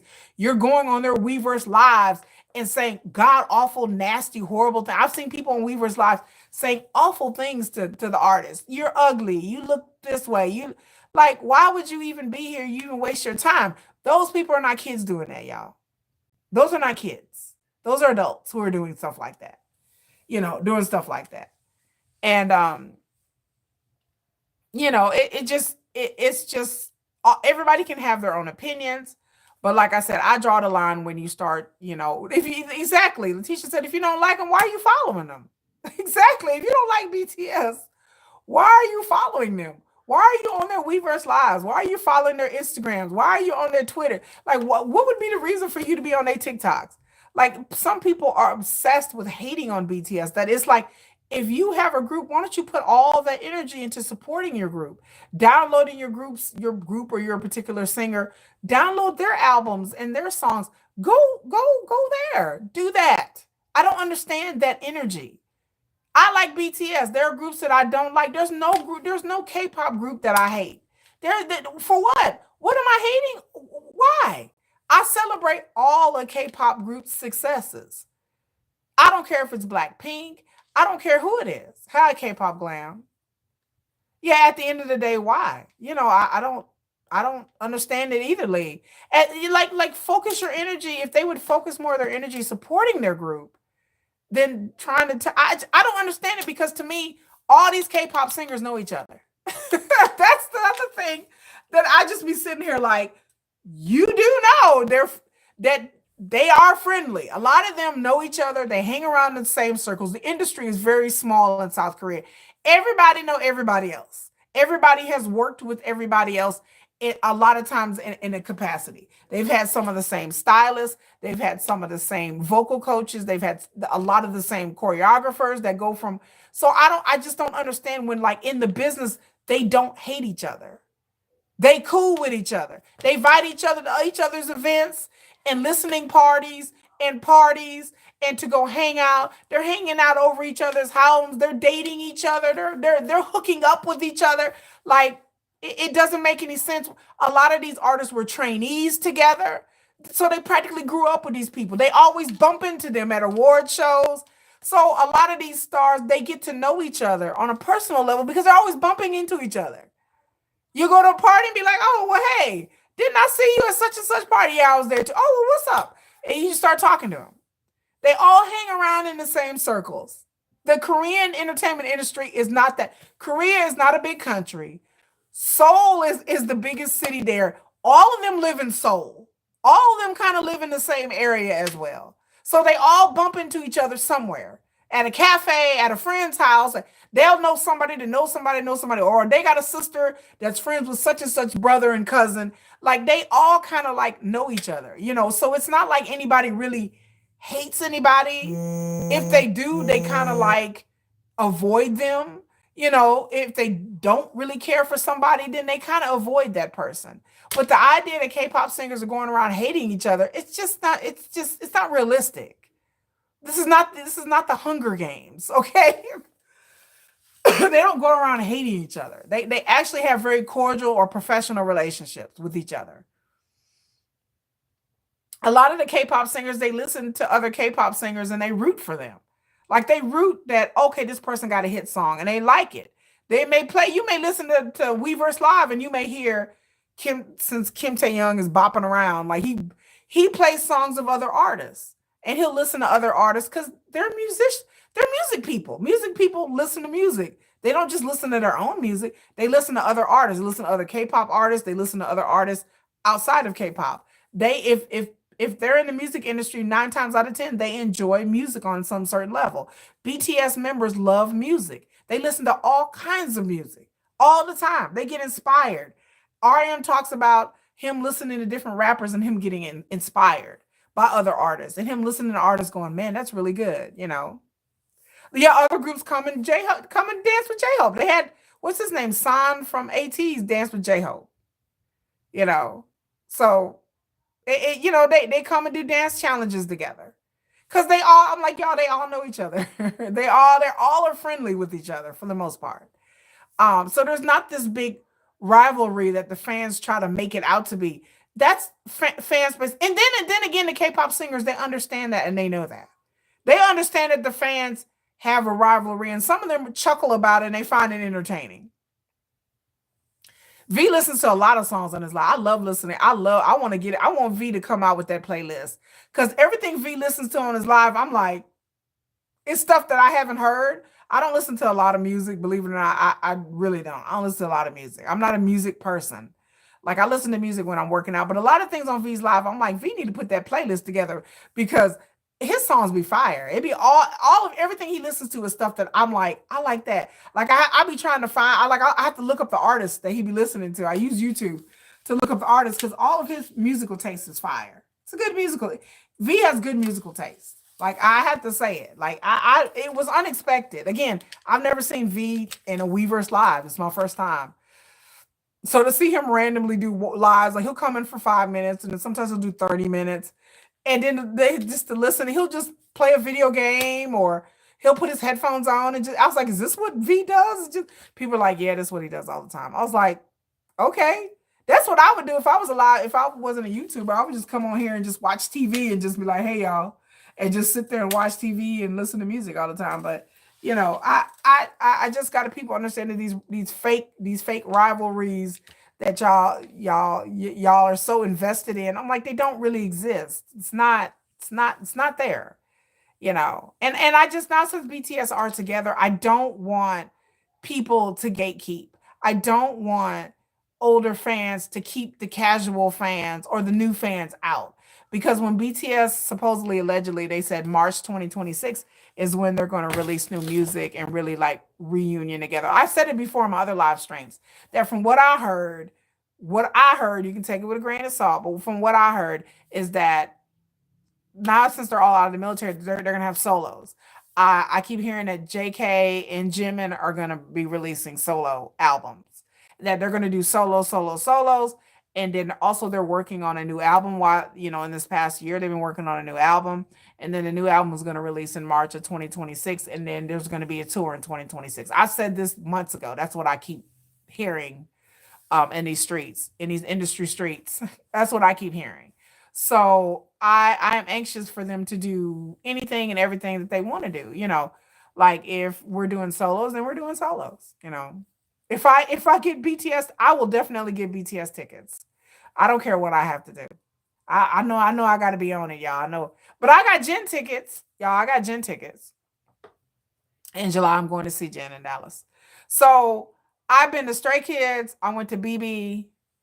I'm going to see The Rose. I'm going to see Kai. I'm going to see ATs and Jin. So that's my summer concert, my busy summer concert schedule. Stray Kids was awesome. BB was awesome. So far, the 2 tours that I've seen, like my summer touring has been successful. But I'm going to see Jin in July, and I'm very excited. I've never seen BTS live, you know. Oh, you see, yeah, Baby Monster is coming to Fort Worth, but I'm not into girl groups. I don't do. I'm gonna do a whole video about I don't do girl groups. There is no reason for me to do girl groups. No, I like BB. I like BB's music. BB is a bit more, like I said, more adult. She's one of the few like female artists that I like, especially a solo artist. Now, like if IU would come to Dallas, I would definitely go see IU. I love IU, but I'm not into IU's music. I'm just a fan of hers as an actress. And I like IU. I like her style, but I'm not, you know. Moon Taeil, yes, 7 years in jail. 7 years. 7 years. That's what I'm hearing. 7 years. And he confessed that he did it. He did essay. Him and his two friends, they got a girl drunk and took her back to one of their apartments and they essayed her for 30 to 40 minutes. And they got her drunk and they forced her in a taxi. And then they tried to cover it up on top of that. So just in case y'all didn't hear that talk, but we talked about that. I'm from which country? America. Yes, Star Girly. Yes, it's very, very, very sad. But he admitted what he did. So we were saying earlier, if you go back and watch the live stream once I posted, that I wonder if this is his first time doing something like this because it kind of sounded like he has done it the way it sounded, the way they were trying to make it like it was premeditated, like it was very calculated what he did. So I don't know whether he picked this girl because she was a foreigner. The girl who got essayed, she was a Chinese national. She was a foreigner.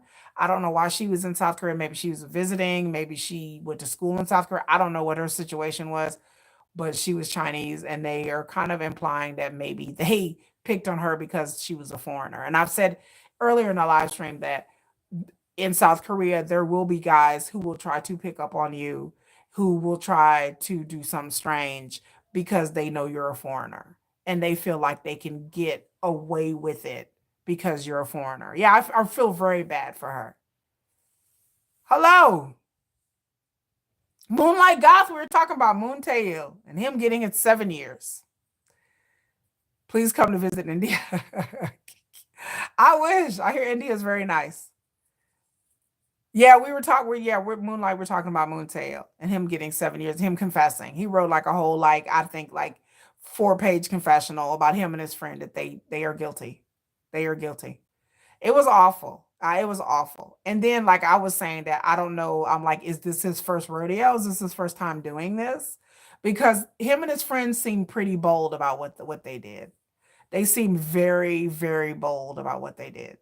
And it just makes me think. I said earlier I had questions like, how did they know this girl previously?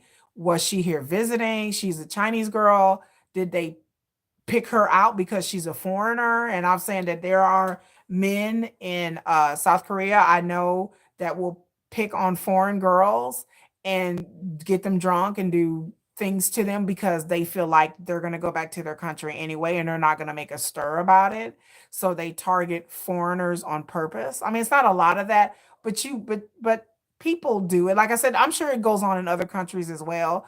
But because Itaewon and the area that they're in is a very heavily foreign, like touristy kind of thing, I wonder did they pick that particular bar because they knew a lot of foreigners hung out at that bar, and I heard that that bar is like a bar where a lot of foreign girls hang out at. And so my question was, did they know her previously? Because the stories was coming out that one of them may have known her. I don't know if they knew her or did they just meet. They were at a bar and then they spotted her and they're like, "Hey, I'm a K-pop singer." I've heard that this particular girl that she knew NCT, that she kind of was like a low key fan of them. So of course she would get excited to have a drink with Moon Taeil. You know, I would be excited to have a drink with Moon Tae. I don't even know NCT, but I would be excited to have a drink with the K-pop singer, even if I would have known who they were or not. And I'm sure she didn't think a K-pop singer was gonna get her drunk and force her in a taxi and essay her. Like, who would think that? You would think, yeah, I can trust a drink with these guys. I would never think in a million years that a K-pop singer would do something so bold and brazen as to be at a bar in public and get this girl liquored up. And then my question was, did they do a toxicology test for her? How do we know it was just alcohol? How do we know they didn't slip something in the drink? you know. This is scary. I'm done. You done traveling? Yeah, you shouldn't trust nobody. I wouldn't trust no K-pop singer or nobody, but you get young people, you get young people, whether they be men or women, no matter if they're from China, America, or anything, that just are, I would be excited. I would be excited. Like, to be honest with you, if some member of Enhypen, you know, wanted to have a drink with me, I would be excited. Now I would be on my guard because you never know, but I would never think that a K-pop singer would ever get somebody drunk and then would take advantage of me that way. Like, I would never think in a million years, like, oh yeah, because I would think the K-pop singers would be scared to get caught, and that the scandal would be too much for their career to handle and they would get in trouble and it's illegal. I would never think a K-pop singer would put their whole career at risk. But again, like I've said before, and I'm gonna say it again, ladies, I'm for the ladies out there. It never ceases to amaze me the dumb shit that men do for sex. Like, it just never, I just when I think I've heard it all, I just be like, surely, up, here we go. Well, surely he would, okay. Like, I just can't believe that people are out here ruining their whole careers, going to prison for what? When you could have got a woman that would be willing to do that with you? When you're a member of a famous K-pop group, you're a good-looking Korean man, you could have got any woman you wanted. You don't have to get nobody drunk. You could have showed up dry. You could be showed up with a bottle of water and a plate of fucking kimchi and be like, let's go. Dear K-pop singers, we're going to do a PSA time. Dear K-pop singers, especially BTS members, you do not have to get me liquored up and put something in my drink to take advantage of me. You just show up with a bottle of Evian. Matter of fact, it ain't even got to be Evian water. It could be tap water you got from your house. You can show up with a glass of tap water and a plate of kimchi. And I'm like, well, I guess this is happening. Like, I'm just doing a PSA. If you see me in South Korea in these streets, just be like, she the tap water kimchi girl. I'll be that. Like, you don't even have to try that hard. You ain't to get me liquored up. We good. You ain't got to put nothing in my drink. We good. Like, you ain't got to talk about that's on the real. I'm like, that's on the real. That's me just being 100, keeping 100.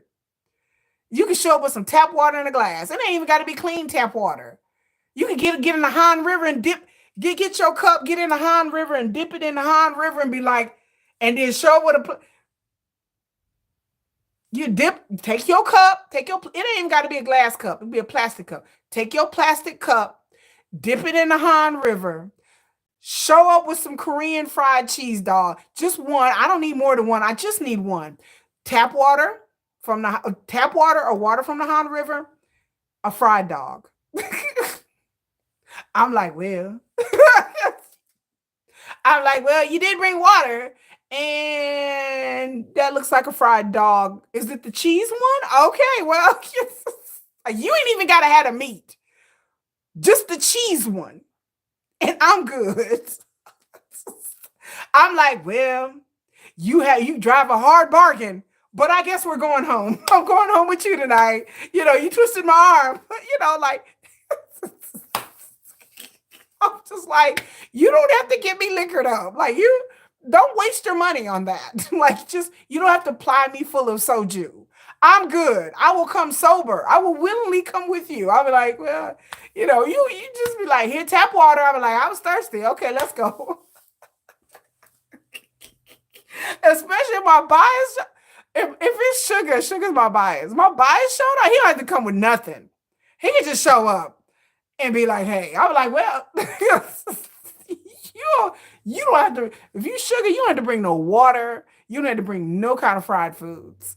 I don't need nothing. I don't need no kimchi. It's just, you just be like, I'll be like, well, time to go. I'll see y'all later. Like, he ain't even got to say nothing. He just be like, you. I'll be like, me? You. I'll be like, me? I'll be like, I mean, you ain't got to say much. Like, I'm not that hard, you know. I'm like, I'm not gonna be like, I don't know, Yoongi, I don't know. No, I'll be like, well, let me get my purse, let me get my shit, let me get my bag. I'm like, hold on, I got a bag, motherfucker, I got my bag. Oh, we going, I got my, okay, let's go, let's go.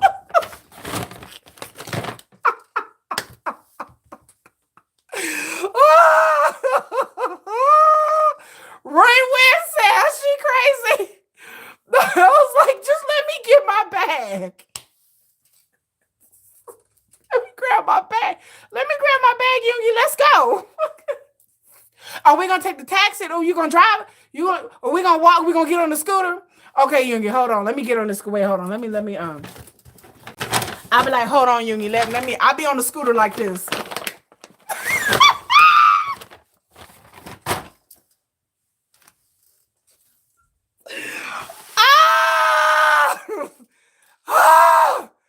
Your girl would be on a scooter like this. Okay, Yoongi, let's go. Like you ain't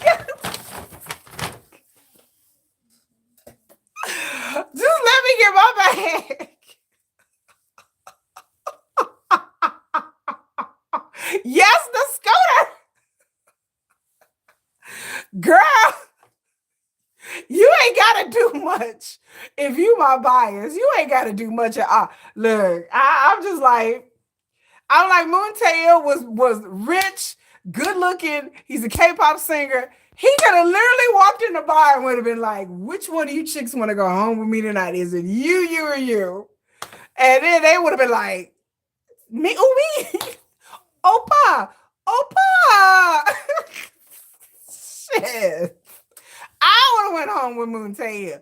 Like I said, it never surprises me when dealing with men. The level of toxicity around intimacy is shocking because but there are men who like that sort of thing.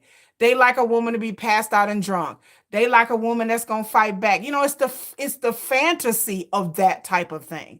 It's not the fact that they can't have any woman they want, is that they know they want you to be passed out. But again, in my mind, you can pay women to do this for you.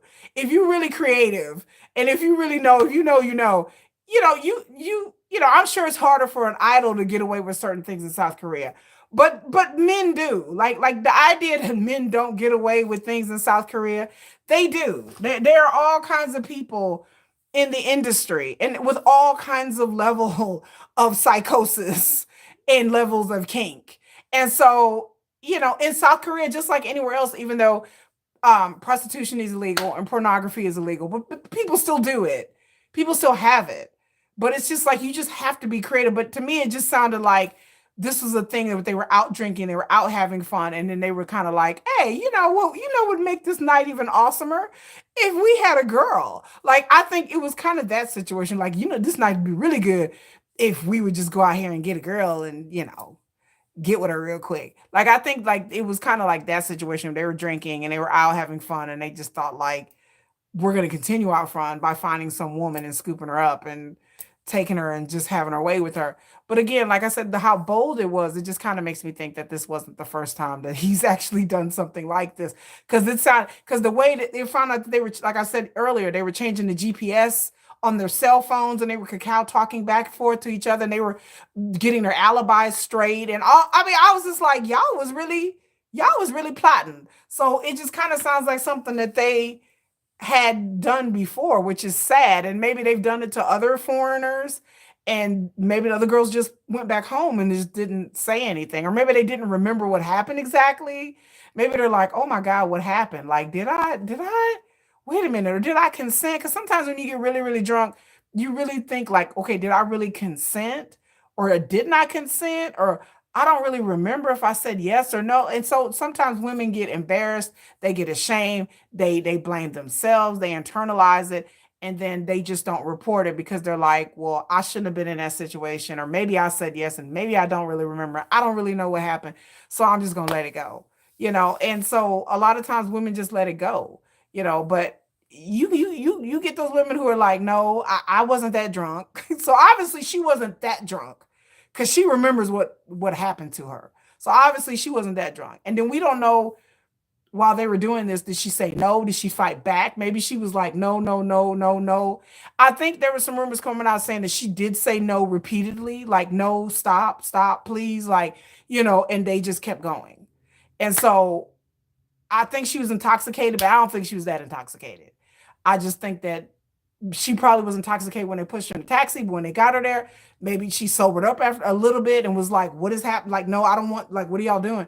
And I think it was a situation where she kind of realized, oh my God, like I'm in this situation, Um, and so I just, it's just sad. Moonlight said it's not her type. It reminds me of the YouTuber that did the same thing. What YouTuber did the same thing? Was a YouTuber that got in trouble for the same thing? Did he essay a woman? But this happens normally, like not even just outside of K-pop, y'all. Like this happens just with regular people. That people, that's why they tell women not to go out to bars and clubs by themselves and stuff like that. Mama guy, I don't know who that is. I don't know who a lot of YouTubers are, unless they're K-pop ones. And I barely even know them. Yes, mama guy. I have no idea who that is. No idea. If y'all would look at my subscriber list, it's mostly politics, news, and then like my YouTube algorithm is be tripping because most of my subscriptions are most of the stuff I watch is history, politics, science, lots of news, lots of politics, lots of Al Jazeera. Um, I watch TRW, which is a Turkish news. I I watch Indian news. I watch a lot. I like CNA, which is a Chinese news, uh where they talk about Asian stuff. So I watch a lot of news from all over the world. And then I have like a few K-pop channels. So K-pop doesn't really dominate my life. My life is dominated a lot by educational things. Um, I was watching a thing earlier today about Bangladesh. I was watching it about Bangladesh. About I can't pronounce her name. She's like, we're getting off topic, but I'll get back on top. But I was watching a documentary about the ruler of Bangladesh as they ran out of the country last year. That her father got assassinated, and then she went to India, and then she came back, and then she was the ruler of the country, and then the student like protests like overthrew the government last year in Bangladesh. The college students, like I watching that, I had like tears in my eyes. I was like, oh, this is riveting stuff. So this so that my YouTube algorithm is all confused. It'll be like BTS, and then it'll be like Chinese history, and then it'll be like, you see my algorithm be like, what is this? The algorithm never knows what to do with me because it's just that it just keeps recommending old BTS videos, and then all the rest of it is like history stuff. Because that's what I'm interested in. Like K-pop doesn't really dominate. It doesn't really dominate my life like that. Oh, he's a Korean YouTuber, the mama guy. Oh, okay. Well, I'm not on Twitter and I'm not on TikTok or X, whatever y'all want to call it. I'm not on X. I'm not on Twitter. YouTube, I'm not in a YouTube stream. I don't go to like funny YouTube or cat video. Again, everything I watch is news. It's politics and news. That's all 90% of what I watch. And then at night, when I feel like I want to relax and have like, some soju, then I'll put on like BTS K-pop stuff and I'll watch some of my K-pop. Like I'll watch Soul Light TV, who I adore. If I would ever meet, look, if y'all ever go on Soul Light TV, please tell him that Nomadic Kitty, I have such a big crush on Sean from Soul Light TV. I have such a crush on him. Like I be trying not to thirst trap in his comment section. Like I'll comment something real cool. Like I try to be all I'm like, okay, Kiki, be cool. Because Sean from Soul Light TV, that is my Opa for real. Like I be sitting there like this. Like if I ever get to South Korea and meet that man, I would just be like, I'd be all nervous. I'd be like, oh my God. I'm like, Opa. Opa, like, and I'll be like, Opa, and I shouldn't say Opa because I don't know how old he is because we might be the same age. I don't know because he is older, but he looks younger. And did y'all know Sean from Soul Light TV? If you don't watch Soul Light TV, he's a YouTuber. Sean from Soul Light TV actually used to be a a newscaster for KBS, and he knows a lot of people in the industry. So the stuff that he talks about, it's real stuff because he used to work in the industry and he knows people in the industry. Like he knows Tableau and all kinds of things and people in the industry. But I have such a crush. So if you get on this channel, just tell him I have a crush on him. Do you want to be a, why would I be? I would never be a K-pop idol. I'm not Korean, so that would never work out for me. I would never. First of all, I'm way too old. Sean is a beautiful man. Oh my God, Sean is so cute to me. You have a type. I do. Look at Leticia Jones saying you have a type. I do. I like Sean. I like RM, and I like Yoongi. I like the intellectual, kind of the quiet type, but I like the intellectual type. I do. I'm an intellectual person, so that's why. But Sean is cute. Yeah, Sean is. I just be staring at his videos like, ooh, Sean, ooh, Oprah. And Sean has a sense. He has my sense of humor. So I would love to just chop it up with Sean because we kind of have the same funny, sassy sense of humor. His sense of humor is so much like he'll start saying something, I'll be like, child, I'll be like, girl, like I'll be cracking up because we have the same kind of sense of humor. But I think Sean from Soul Light TV, I think he's very handsome. I think he's a very good looking guy. He's a funny guy. He's a witty guy, and I like that. I try to be a funny person. Like my real sense of humor, if y'all really real, my real sense of humor is much more like, it's a bit wild. Like sometimes I come on my live streams and y'all know I get started talking about stuff. So anyway, this brings me to my last story. There's a K-pop group called the Boyz. Now, I don't know if you guys have heard about this K-pop group called the Boyz. They are a new K-pop group that haven't even came out yet. Oh, you got kicked out? What you mean you got kicked out? You got kicked out of what? What you get kicked out of? But there's a K-pop group called the Boyz. And they are a brand new K-pop group. One of their members got kicked out because he was caught soliciting a female AV. She's like an influencer, but she used to be a AV model. If you don't know what AV stands for, adult video. Like in Japan, they have things called adult video models, which are kind of like OnlyFans, but it's really not. It's like what we would in America call a cam girl. So he apparently, like this person who's part of this boy group, he's an adult and she's an adult too. But apparently what I heard is that he paid her for sex. That's what I heard. And so, of course, that's illegal in South Korea. And so he got kicked out the group. He got kicked out. And I was dying laughing because I'm like, first of all, people were saying that she was a corn star, except without the C, you put the P in. They were saying she was a corn star, right? And I was like, she's an AV girl, which is technically speaking not a corn star. It's not. It's two different things. Like there's, I won't get into the difference, but there's a difference between an AV girl and a corn star. It's like saying that the OnlyFans people are corn stars. Oh, they're not. The corn industry is an industry. It is an industry. They have a union in Japan. They all that. But this guy apparently met her at a bar and they were like kind of canoodling. They were kind of like hugged up at the bar. They weren't being discreet at all. And apparently somebody recognized him and her. And it finds out that he wasn't on a date. He was on a date with her, And apparently from what I hear, that he solicited her services. So once again, another K-pop singer has solicited services. Except this dude, he was, I guess because he's young, but he's dumb. Like instead of going to his home and being private, they're all at a bar drinking, girl. They was all, she was leaning all on him. And, it's like, why couldn't y'all go to somebody's house if you want to do all that? So they got, the YouTube app. Yeah, that was crazy. Oh, bye. Bye-bye, Fato Shorts. Have a great night. Yeah, so this story came out with the Boyz, and I once again I giggled because any kind of adult scandal makes me giggle because I'm grown. And I understand that this happens in K-pop, and so people were like, well, he's an idol and he should have known better. And it is illegal. Now the legality of it is what I have a problem with. It is illegal to solicit prostitution in South Korea. It is illegal. So even though she's a Japanese national, but they were in South Korea, so it's illegal. So I understand that, like as a K-pop singer, they do have most of the K-pop singers, all of the K-pop singers has a legality clause. They have, if you get caught doing anything that's illegal, you're gonna get kicked out of a group. So that's just period.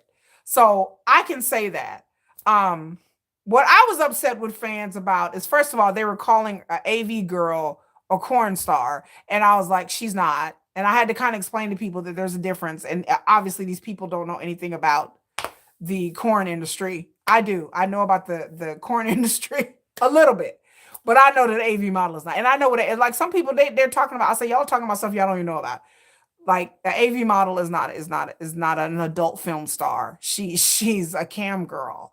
She's on camera on a platform doing things on camera for money or tokens or stuff like that. It's what we would consider a cam girl. So she's not really in the adult entertainment industry as it now. The adult entertainment industry is a director, producers, actors, stuff like that. It's a very like, or they have their own unions in America and Japan. Is very set up. You get on the cam and taking off your top for for 10 yen is not it's not you're not at the level of an adult film star. And then on top of that, this girl, they said that she did this like 5 years ago. So currently she is not a AV girl or AV model. She's an influencer. But people are saying that this chick is one of these hangers on, one of these groupies that I've talked about these groupies extensively in the K entertainment industry, that they're everywhere. And they know each other. And sometimes K-pop managers and assistants or other group members will be like, hey, I know a girl who does a thing. And so that's how these things get out. That's how people get hooked up with these people. They exchange people's phone numbers with these girls and guys too. So y'all don't think that it's just women out here doing this. Men out here doing, there's men out here tricking too. So don't y'all think, don't ever get it twisted. There's men out here doing it too. Um, she said there has been so many rumors swirling. The recent one, they said he paid for it. Yeah, they said he paid for her services, but we don't really know for sure. Like I went and looked at the articles. We don't really know for sure whether this guy paid for her services or not. He could have honestly, truly just been on a date with her, but his agency has let him go. So I said, well, there's smoke, there's fire. I feel like he probably was paying for her services because again, any kind of illegal thing, you cannot do that in a K-pop group because there's a legal liability to doing illegal because the agency in turn could be sued as well. So if something went down, the agency could be sued on top of the K-pop singer. The agency doesn't want to get sued for nothing as stupid as this. And to me, again, if you are going to want to scratch that itch, if you need physical intimacy, there are other ways of going about it. And the way that he went about it was sloppy, was weird, and it was very reckless. But again, like I've said before, and I'll say it again, I never underestimate the sheer stupidity of men.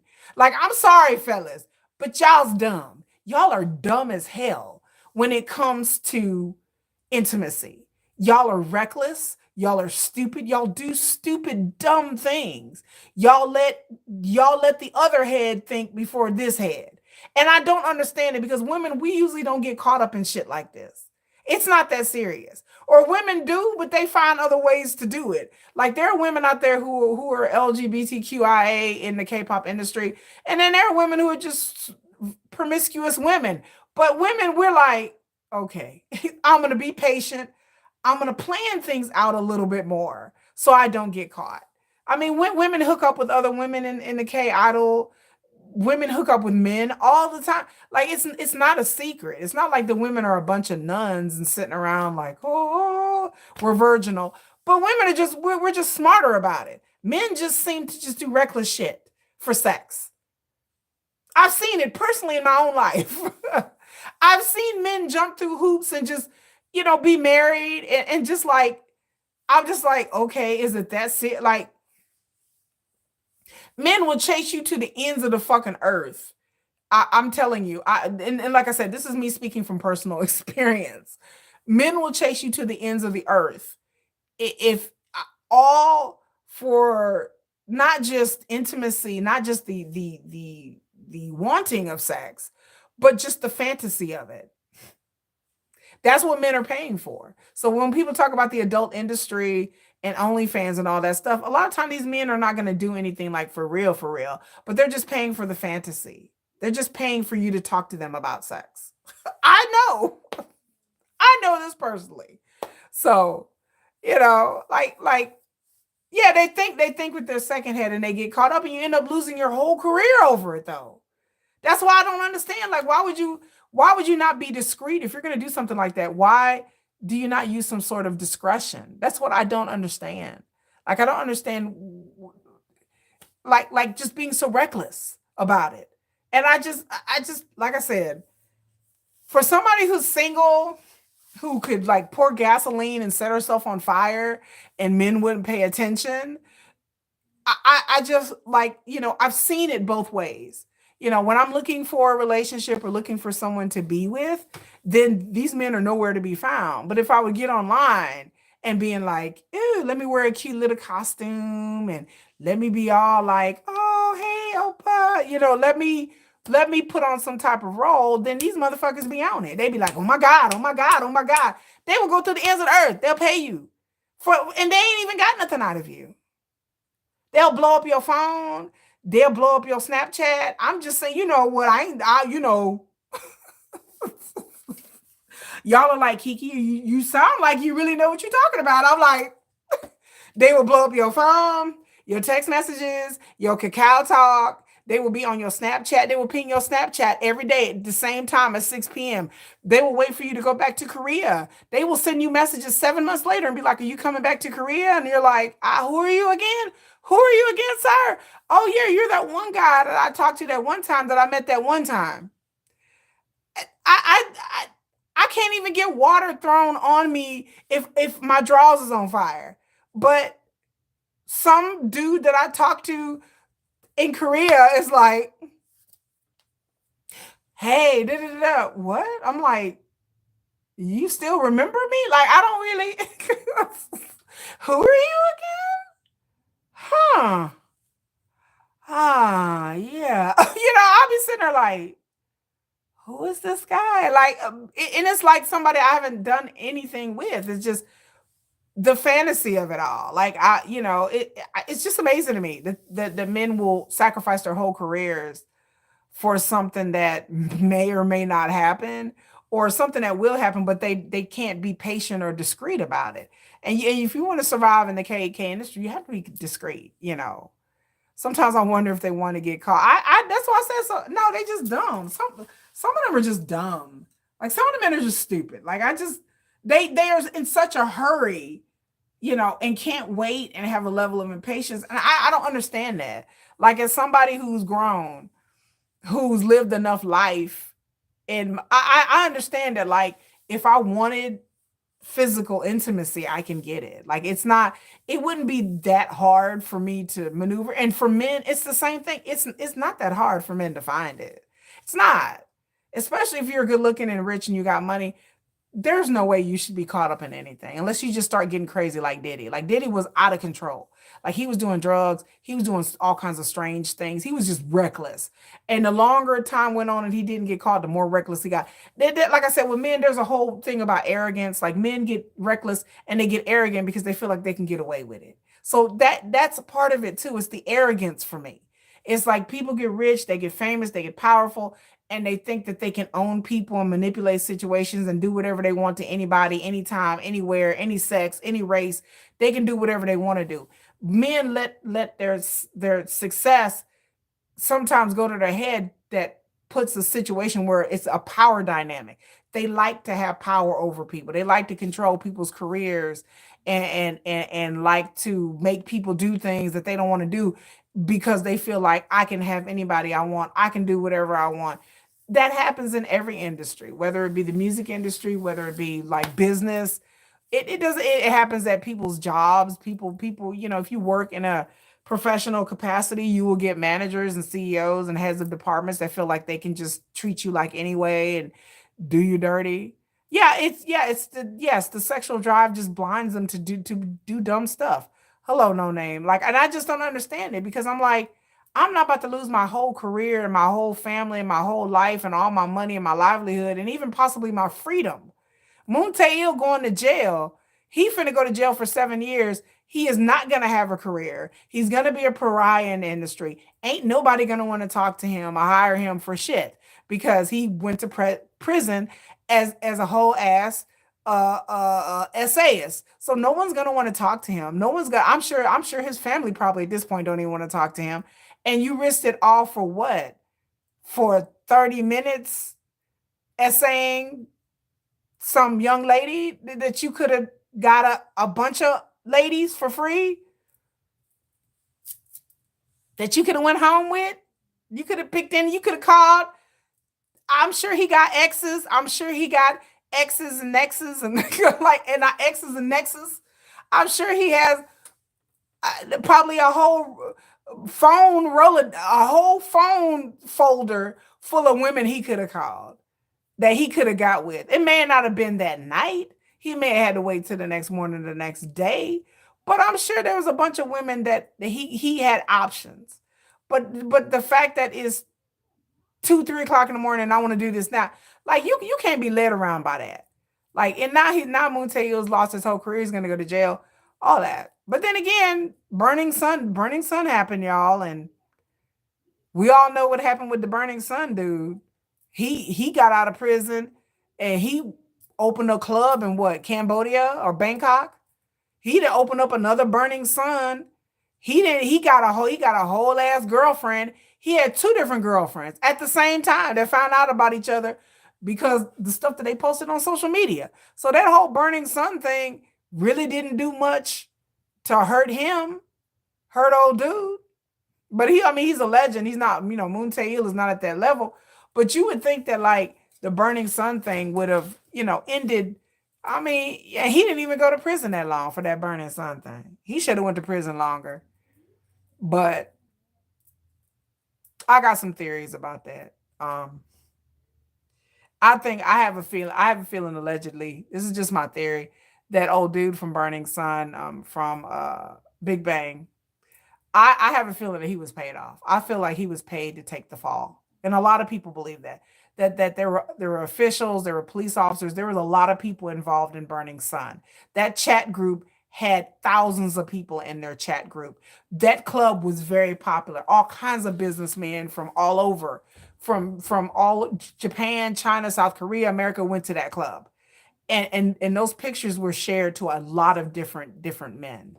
And I don't think that I think he took the fall. I think somebody came to him and was like, we'll pay you. God knows how much they paid him. And we need you to take the fall for this. And you only be in prison for like, what is he like in jail for 18 months, Burning Sun? 18 months, I think that guy got in jail and he was out. And not saying that he was the ringleader or the one, he owned the club and he knew what was going on. Yeah, I agree. But I think he should have got longer. But I say it before and I say it again. Allegedly, in my opinion, I think he got paid off to be the fall guy. And I think somebody paid him for him to get out of prison. And he was like in vacation on an island somewhere. And then he's opened up other clubs. And I'm just like, last August, he opened up another club. And I was dumbfounded. This man walking around on a yacht, beating up women, grabbing women by the hair. And I'm just like, wow, okay. Yeah, that rabbit hole goes real deep. That Burning Sun thing is crazy. I don't know how the prison system in South Korea, but in the United States, being a pretty man and a sex offender in prison is a dangerous combination. It's dangerous, but it's not that dangerous in South Korea. There's ways of getting around that if you have enough money. And I think if he has enough money, he can pay for protection in South Korea. South Korean prisons are very it's not as hard as it is in American prisons. And then they say 7 years, but I don't think Moon Tae will be in there for 7 years. That's just my opinion. I don't think he's going to serve the whole 7 years. Maybe 5, and I think he'll probably get out on probation, probably in 5 years. But again, his career is ruined and everything is ruined. It's not Burning Sun. Like I said, that's a whole different situation because Burning Sun, I think officials and people paid him to take the fall for that. I think they were like, we're going to take care of you. Just don't worry about it. Go to prison for 18, 19 months. You'll be out. You'll be fine. And he has been out and he has been fine. He still has fans that defend him on the internet. Anytime I talk about Burning Sun, baby, best believe here come his fans. Them Big Bang fans, them VIPs, they'll come for you over. I don't even mention that dude's name because they'll come for you about this man. And he still has fans. He still has a lot of fans. I think he did a fan signing last year too. And in Cambodia or it was a Singapore and Cambodia, and they showed up. He had fans that showed up for this person, this person. I was like, who gonna show up at the fan? Oh, okay. Like I was like, who's gonna show up at this fan meet? I'm like, this motherfucker showed up at the fan. Cambodia, yeah. Okay, Cambodia. I didn't know who. I was like, surely no one's gonna show up. They showed up for his fan meeting. Child, they showed up. I was like, what in the world? I ain't never. I said I love Sugar to death, but let him do something crazy like that, heinous as that. I'll be like, oh no. I'll be like, it's a wrap. Take my Yoongi plushie down. Get this shit out of here. It's a wrap, honey. It's a wrap. I mean, I can't support nobody that go around hurting children or women or old people or animals. I can't. It's a wrap. It's a wrap. You know. He mentioned that he was going to bring GD to his Cambodian. Oh wow. Okay.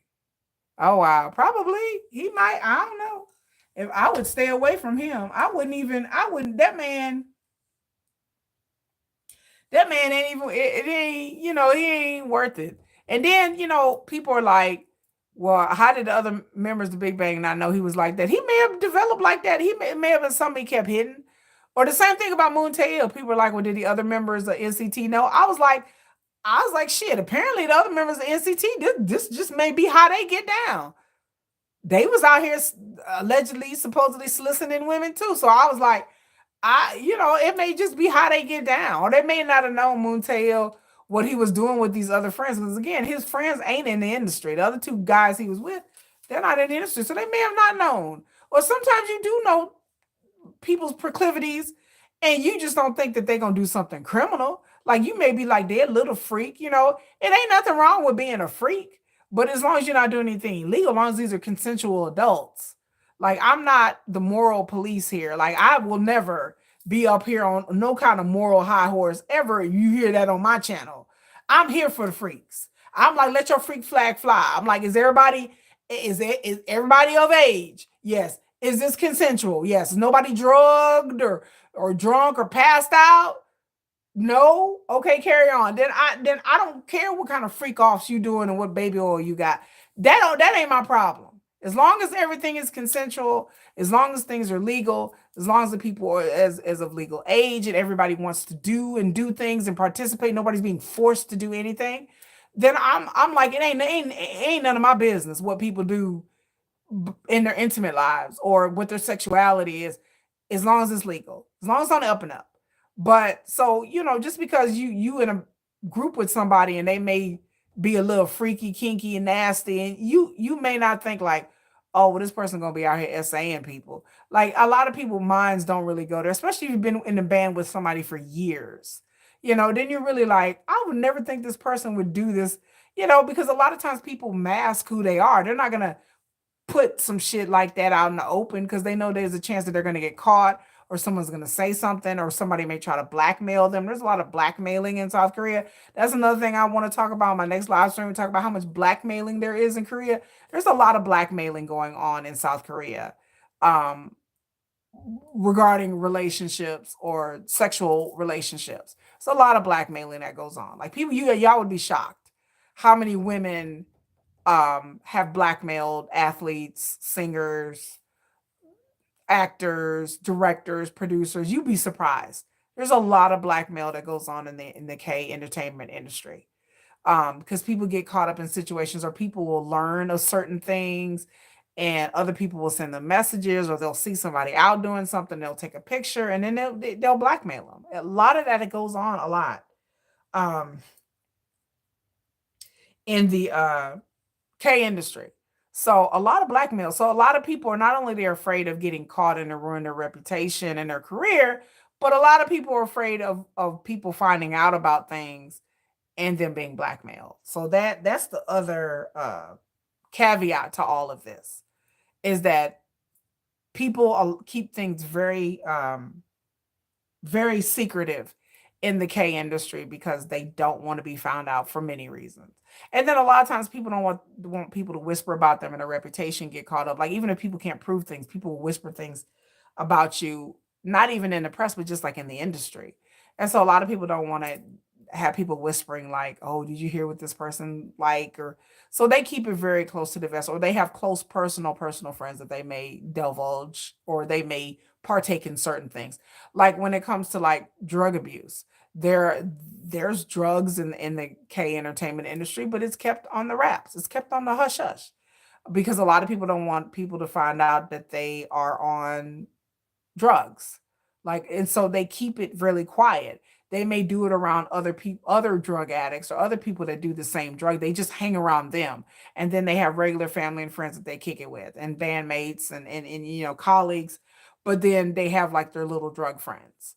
And so yeah, there's quite a bit of drugs in the industry, and it's illegal in South Korea.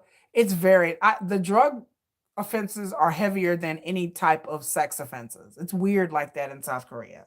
Like you can get away with essaying somebody, but then you can't get away with marijuana. They want to lock you up for like 3 years for weed. But again, people still do it. You know, people still. They say 3 BTS members used to use escorts and one still does.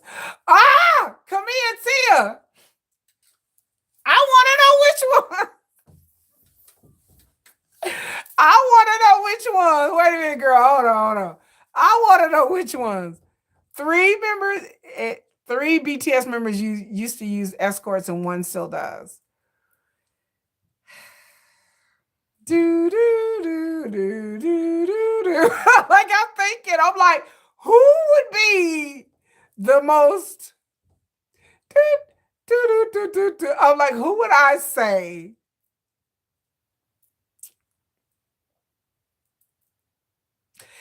Out of all three, okay, let's just entertain this for a second.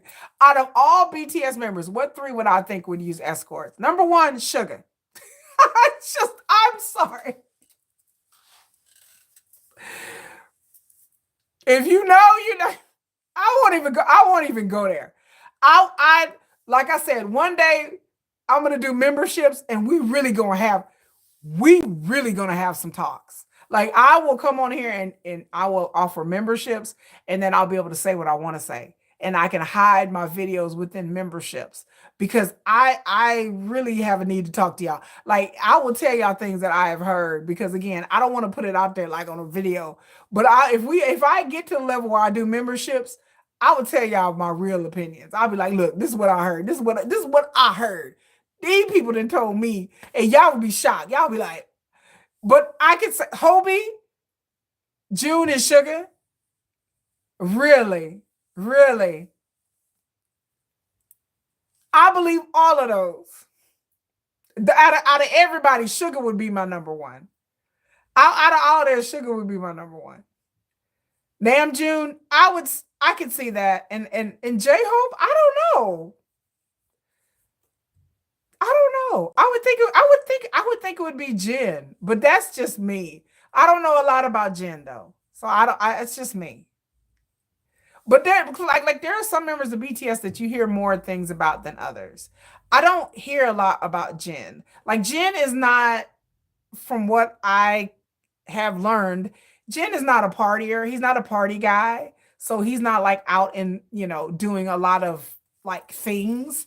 I think Jin is kind of introverted. I think Jin kind of is like to sit at home. I think Jin's a homebody. I think he enjoys being part of BTS and he does a lot of promotions and a lot of things for work. But I think that Jin likes his private time and likes to just be at home. And I think Jin don't like to be around a lot of people. You heard some stuff about Jin. What you hear? Girl, what you hear about Jin? Wait a minute, you got to spill the tea. Girl, you had to spill that tea now. Come on now. J-Hope has a lot of energy. Yeah, J-Hope, I can see J-Hope liking to be around people and liking to be out and shopping and J-Hope. Namjoon, I hear Namjoon likes to go out. I heard that Namjoon likes to go out. Like he likes to go to different places. He likes to go out to clubs. He likes to go out to bars.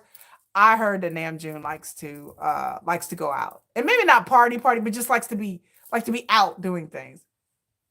Oh my God.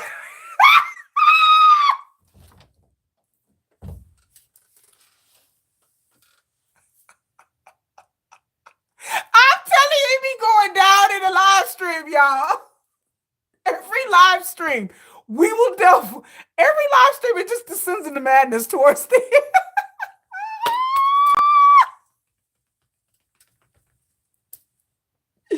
Yes, Jesus, I can sleep tonight. There is a God. There is a God. Y'all got me over here singing gospel songs up in here. Lord, she heard that he used to pay women to dominate him. Let me get close to the camera. Look, Jen. Look. Dear BTS Jen. Maybe I need to write a fan letter. I'm gonna get on Weverse.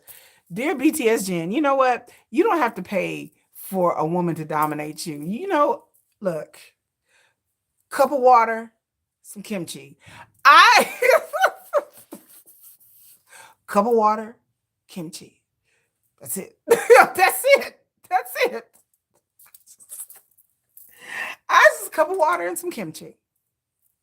That's all I need. That's all I need. I got a leather outfit over here. We can get down. Call me, Jen. Call me. I got a leather outfit. We can get down. I already come prepared. Okay, Jen. Like it's in my closet. It's right here. Just snatch it off the hood. Be like, what? You want the red one or you want the black one? You want the red one or you want the black one? Which one you want, Jen? I can wear either one. I can wear either one. You want the red? Okay, the red. Okay. You want the cupless leather or you want the bottomless leather? Which one do you want, Jen? Which one do you want? Which one? Opa!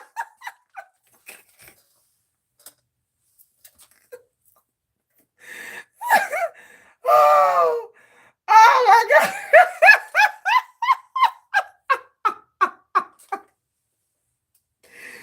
Oh, it's like, we can work this out.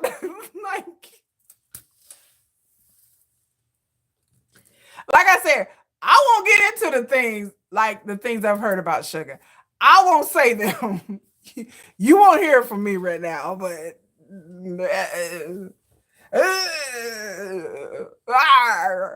I will say, but if that was true about Jen, like my love for Jen, like to me, Jen is cool, but then I like he may be up there.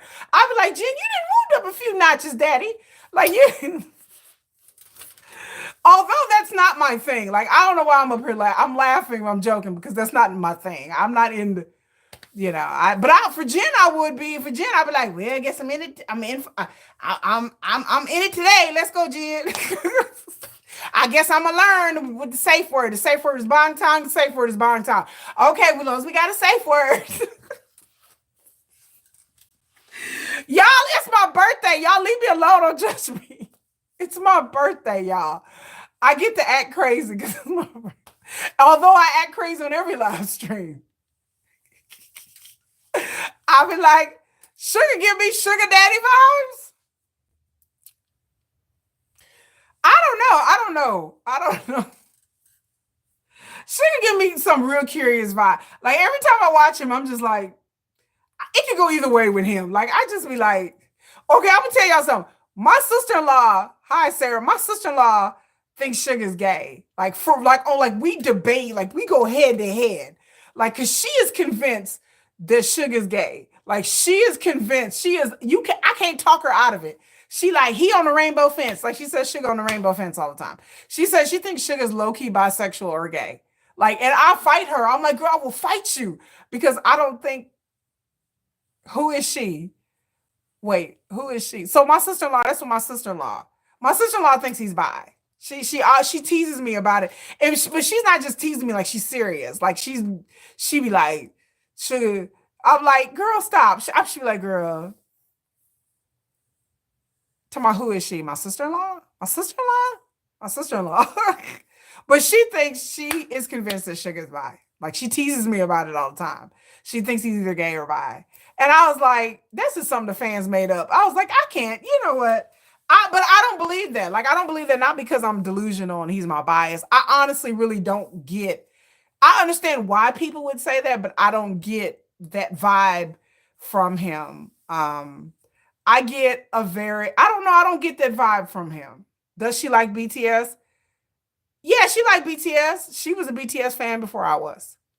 But she's not Army. She's a casual K-pop fan. She's more of an 80s Stray Kids kind of person now.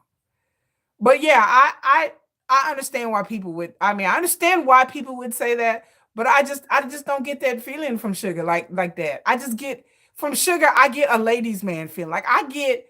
I've said before that Sugar gives off the vibe, and the things that I've heard in South Korea, that Sugar has women that like him, that really like him, but Sugar's just kind of like he. Okay, from what I have ascertained, Sugar's the type of dude that you will hang out with and you'll be cool with, and you'll be over his house and he'll be over his house and he'll be cooking for you, and then and then you be like, "This my man," and he be like, "We ain't together." That kind of guy. To me, he gives off that kind of vibe. Like he gives off the vibe that doesn't seem like he wants to commit.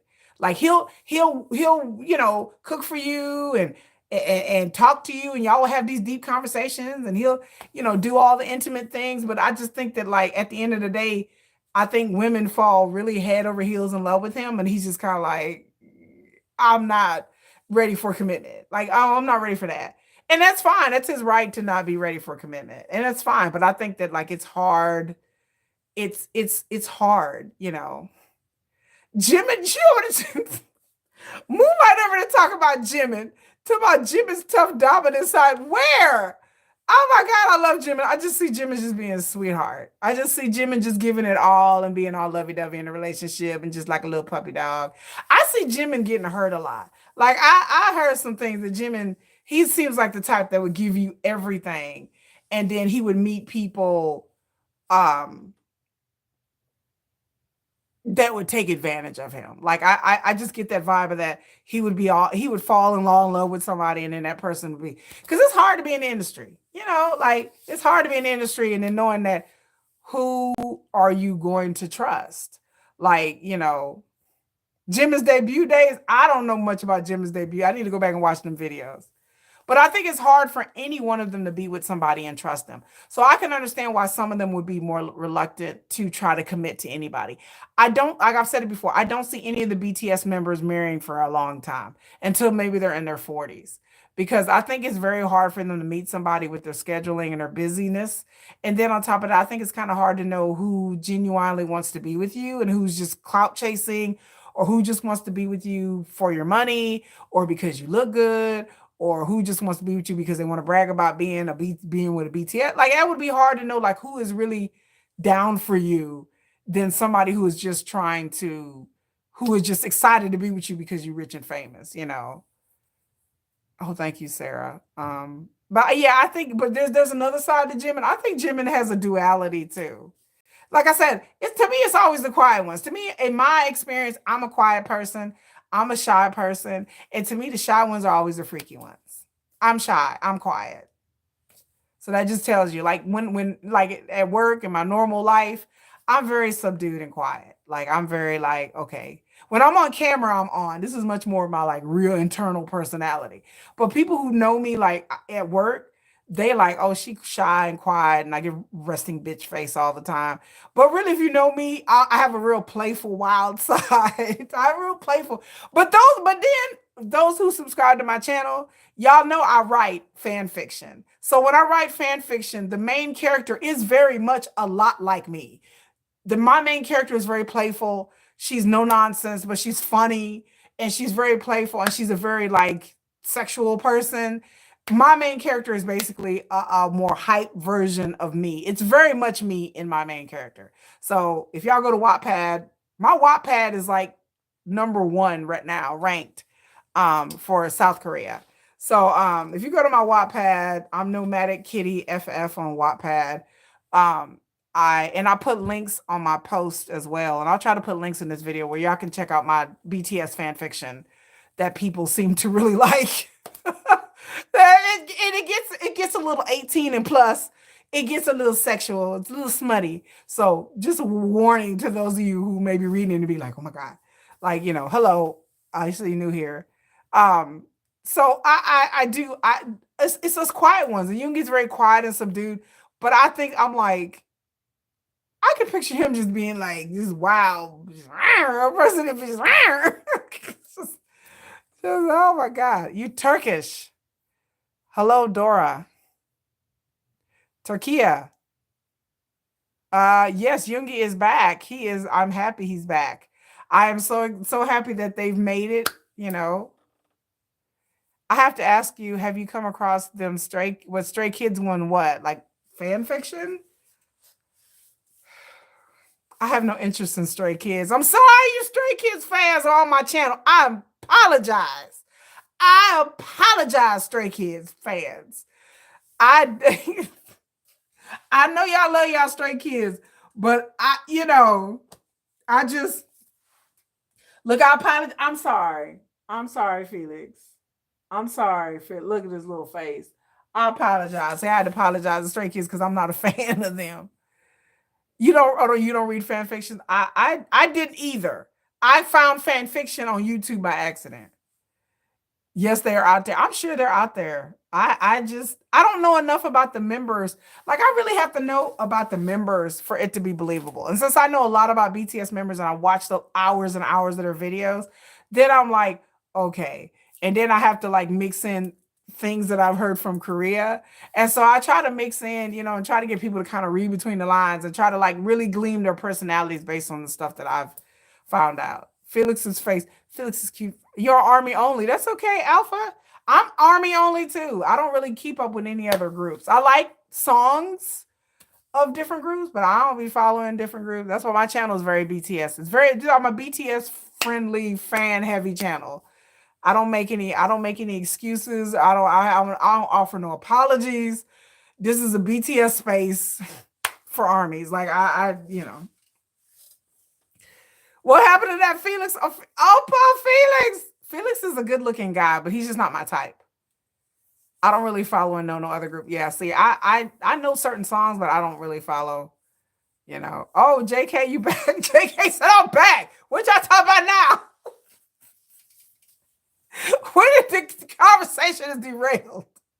We was talking about no JK. Don't tell her about Jin. JK, that's her boss. Don't tell her about Jin. She's like, what y'all talking about? JK's bias is Jin, y'all. We were talking about some Jin rumors. We was talking about some Jin rumors. That's all. It's just I don't even know what to say about those Jin rumors. I'm still like, really? Woo! Lord have mercy. Okay. Jen is your bias record? Oh my God. Jen is so goofy to me. Like, oh, Jen could never be my bias record. Because Jen is just not my type. He's not my type. Like, I don't find Jimin is not my type either. Jimin is not my type. Jimin and Kim Tae-young and Jin, even though they're gorgeous guys, they just don't do it for me. Like, I don't have any kind of like feelings of like, ooh, daddy. Like, I don't get that feeling. And the same thing about HYBE. I don't get that feeling with HYBE either. HYBE is like, I would go hang out with HYBE. I'd go drinking with HYBE. I would go hang out with Jim and I'd go drinking. I would hang out with Jen and play video games with Jen. And we would sit around and eat marshmallows and talk about life. I could see that. Kim Tae-young, I would hang out to music and we'd go out to drink. I don't have those feelings for them. Like I have very friendly, brotherly feelings for them. But RM and Suga, I don't have no brotherly feelings for them. JK, it wavers. Like sometimes JK, I'm like, oh, he's so cute. And then I was like, he's like my son. And then some other times I'm like, damn you, JK, you looking real good right now. JK will flash that smile and I just like kind of melt a little bit. But RM and Sugar, I don't have no brotherly feelings for them. Ain't no relative. They're not relatives. They're not my kid. Nah. Especially Sugar. I don't have no kind of like, ooh, Sugar. Oh, you so cool. I don't know. I don't have.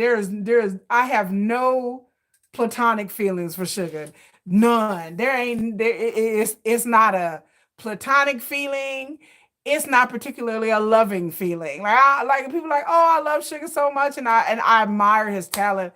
I admire his skill. I find his personality really quirky and interesting, and I really admire his talent. He's a very talented. I love his music. I love his musicality. But when it comes to other things, I don't feel no kind of platonic feeling. Like it just platonic feelings. There's no feelings of friendship there. There's nothing. It's just like Sugar come on the screen, my life stops. I'll be like, yeah, what it Sugar, ooh. I'll be like, oh, wait, oh, okay, wait a minute, hold on. I'm like, Sugar, wait, what is what is happening now? Like he has like online right now is the unboxing video. So Sugar has unboxing videos where you just see his hands and he's unboxing shit. He's like turning shit around. He ripping the labels off of stuff, and you just see his hands and he's unboxing things, and I'm going. I'm like, let me watch another one. Hold on. Let me. Yeah. I'm like, let me watch another. I watched 4 hours of Sugar just unboxing, just taking the label. I'm like, oh yeah. Let me rewind that part. Yeah. My kids are like, are you watching Sugar unbox things? I'm like, yeah, it's his album. They're unboxing. They're like, okay, that's weird. I'm like, okay, bye, kids, bye. Just go. Let's get out. Because I can't listen to his voice girl, I can only do it for like an hour. Like I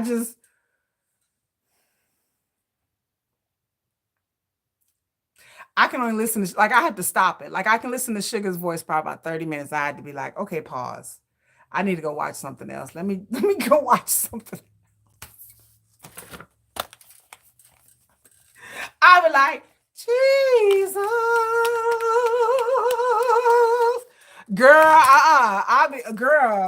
I'll be over here spraying some spray. Girl, I'll be over here like, damn, like, okay, let me just get ready, because his voice I'll be like, let me put my spray on. Let me make sure I'm looking where I'm looking, smelling good right now. Wait a minute. Like, what's she getting ready for? Oh! My daughter's like, Ma, what are you doing? I was like, nothing. Like, girl, I'll be like, I can't look 30 minutes of Sugar, girl. I can't, girl. I remember in the early days, I used to turn on Sugar's videos and just listen to his, they have a whole video on YouTube where you can listen to him talk for like an hour. And I used to put it on a loop. I stopped doing that. I had the craziest dream one night, and I was like, I need to stop listening to that, because I had the crazy. I calmed down, and look, it's even more hype. It's even more hype than Sugar's back. Girl, I had the craziest dream. I had one of the craziest dreams. I haven't had many dreams about BTS, but I did have one dream about Sugar. And it was the craziest dream that I've ever heard. And I was just like, I gotta stop listening. And then I had another dream. I had a dream that it was Sugar and RM, and I was flirting with RM and Sugar, and they was upset at each other. Like, it was weird. That was okay. But the other dream I had is that me and Sugar were together, living together, and he was really mean to me. Like, he was really, really possessive and just mean, snatch your ass up mean. Like, he was snatching me up. And I'm not one to be snatched up. I ain't never had no dude ever put his hands on me. But in this dream, Sugar was very, very mean to me. And he was mean to my dog. It was so realistic. He was mean to me. To the point where I was afraid of him. I would lock myself in the bathroom because he would yell at me. And then he kick my dog. And girl, it was I woke up, I was like, what the fuck? I was like, why can't I just have a nice normal dream about Sugar? Why can't we have a dream about him getting it in? But no, my mind is like, you're not going to get this dream. Here's a dream about Sugar, about being an abusive asshole. There you go. So I was kind of shook after the dream, because it was one of those dreams that seemed very, very real. And I remember me locking myself in the bathroom and being like crying because he was shaking, he was beating on the door and he's like, open the door, open the damn door. And I was like, no, go away. And he was like, I'm gonna break the door down. Like he was real jealous and crazy in his dream. And so I stopped doing that after having like nightmares. Like every time I would listen to his voice overnight, I would have, and I haven't done it in a while. So I'm gonna try it tonight. I'm gonna come back and report. I'm gonna listen to Sugar's voice tonight as I sleep, and I'm gonna come back and report to y'all how it went. Because every time I did, I would have some really weird dream. Like I had another dream that like me and Sugar, like we went on vacation and he took me to this beach and the beach was full of cannibals and he belonged to this cannibal cult and then the people chased me around the beach because they were trying to murder me and eat me. Like that's the time I was like, I woke up, I was like, I don't know what's wrong with my brain, but god damn it. Why can't I just have a good dream about this man? Every dream I would have, it would be something thrown off. So I just stopped listening to his voice at night. I just like, I don't know, there's something about his voice that triggers something really weird in my brain, and I just don't understand it. And it's not fair. It's not fair. It's not right. It's not fair. In your dream, RM, wait a minute, hold on. RM and V, I don't remember what happened, but we visited somewhere. Yeah, it's like you can love me, but yeah, I was like, why can't I just have a dream when we just like roll off into Sugar's gangster? Yeah, I was like, why can't I just have a normal dream where like maybe we're just sitting around the studio just talking? No, it's like every dream that I've had about Sugar, like he's either trying to get me killed, or he's trying to beat me up, and it's and not in a good way. Like I don't mean beat up in a good, coy, cute way. I mean like I said, the other dream, like he clamped onto my arm and I could feel like him snatching my arm. And I was like, oh my God. Like, and then I woke up the next morning, like my arm was hurting. Cause it's like, when you dream, I have like very vivid dreams sometimes. And so I could feel him like squeezing on my arm and he's like, come here. And I'm like, oh my God. I was like, this man's gonna hit me. And so I like run to the bathroom, lock the door, and I just remember him banging on the door, like, open the damn door. And I'm like, no, no, I was terrified. And we lived together. And he was just so mean to me. Like he would just yell at me and he would just talk shit to me. And then, like I said, I had a dog and he didn't like the dog and he kicked the dog. And I was like, yeah, I'm like, you ain't finna kick my dog. But I remember me just being so afraid of him in my dream. Because normally my attitude is nuck if you buck. Like I'd be ready to fight somebody, somebody kick one of my animals or hurt my children. And in this dream, I was not me. I was somebody else. So that was another thing, y'all. In this dream, I was a Korean girl because I remember me looking in the mirror and I was Korean. And so I wasn't me. I was just Korean chick. And I remember me looking in the mirror with like tears running down my face and he's banging on the door. And like I was at first my brain was like, who is this? But then I realized, okay, this is me. But yeah, I wasn't me. It's like I went into somebody else's body and I just kept going like the whole week. I'm like, hopefully there's no girl out there with this experience because I was in somebody else's body. And it was the weirdest experience. And I was this Korean girl. And then I remember just looking in the mirror, just like, oh my God. And I was thinking to myself, I was like, don't open the door, girl, don't open that door. But I was thinking to myself, I have to open the door because he's just gonna break down the damn door. And then I kept thinking to myself, I left my dog out there. And I was like, I have to open the door. And I was about ready to open the door and I woke up. But it freaked me out. Like I've had dreams like this before where I felt like I've been in other people's bodies, but I've never had a dream like that ever since. Like where I was literally looking in the mirror and I was somebody else.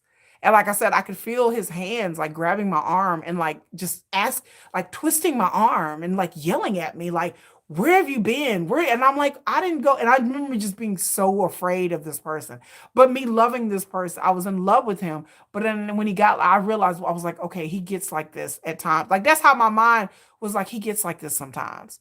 And so I was rationalizing being abused by this person. And I was like, is this what abuse? Because I've never had no dude ever abuse me, ever shake me up. I didn't have parents like that would ever hit me. I've never had no dude grab. I wish a man would try to grab me. I mean, I'm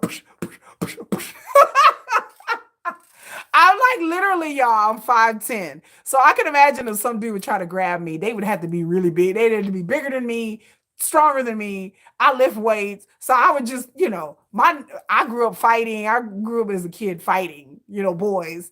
So I could like my natural nature is not to be docile. Somebody ever would snatch me up. I'd be like, I know you didn't. I'd try to pick something up, throw and hit somebody. But in this dream, I was very meek and I was very mild. And I just remember just a feeling of fear. And I was like, is that what it feels like to have an abusive partner? Because that felt awful. That felt, even though it was Suga and he was just as good looking, he was just as cute as he was. But I remember the look of rage on his face was frightening. Like he was just like, you did it. I was like, well, wait a minute. I was like, what happened to cute Sugar? Why you snatching, grabbing, snatching my ass up? Like, I was like, whoa, wait a minute. I was like, just shocked by it. Like, like, wait, so I couldn't just imagine if somebody would be in a domestic violence situation. I don't know what I would do. Like, cause the dream about it was enough. It was very frightening. And I was like, I hope there's not a person out there experiencing this. Like, I hope there's not a woman. I said, I hope Sugar's not like that. I can't picture him being like that. I picture him being very chill. But for some reason, my mind manifested that. And I have no idea why my mind manifested that. No idea. Just, it was one of the weirdest things. And I just got scared. I was like, I ain't listening to his voice no more. As much as I love it. Now, during the daytime hours, I listen to it, but just not when I'm going to sleep. Because that really genuinely spooked me. Like, it really got me scared. I was like, and then the cannibal dream where he took me to an island, I was getting chased around by cannibals. I was like, I'm done. Fuck him. Fuck you, Sugar. I was like, I still love you, though, boo. I love you. I love you. But just something about his voice just triggers some kind of. I'm gonna try it again tonight, y'all. I'm gonna report back tonight. I am going to sleep with Sugar's voice, and if I have another weirdo dream, I'm gonna come back and do a live stream and be like, okay, guys, this time he murdered me. I don't understand. Y'all gonna be like, girl, you need help. Seek help. Kiki, get help. Get help, bitch. What's wrong with you? Stop. But yeah, I'm gonna do it tonight just to see what happens. Cause I want a nice loving dream. I want like, oh, I don't want I'm finna murder you, Kiki. Like, no, don't do this shit. Stop it. Stop trying to murder me. But I'm gonna do it. Was he yelling in English? Yes, he was yelling in English. Yes. It was weird. We were speaking in English, but in my mind, I knew it was Korean. Like I interpreted it as English, but I knew it was Korean. So it's very odd. Like I knew he was speaking in Korean, but I can understand what he was saying in English. Like my mind was like translating as he was speaking.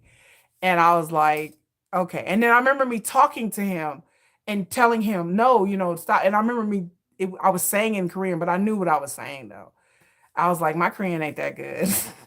So I was like saying it in Korean, but I knew in English what I was saying.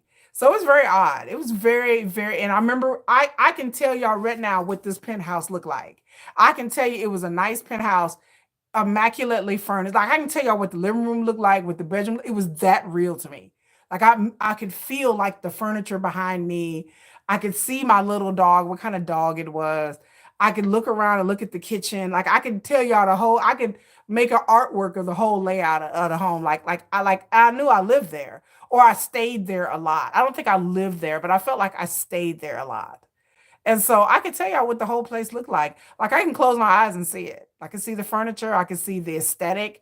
It was very modern. It was very clean. Um, I could just see it. Like here's the door, and then here's the open room and the windows, and here's the kitchen, and then there's the bathroom here, there's a bedroom here.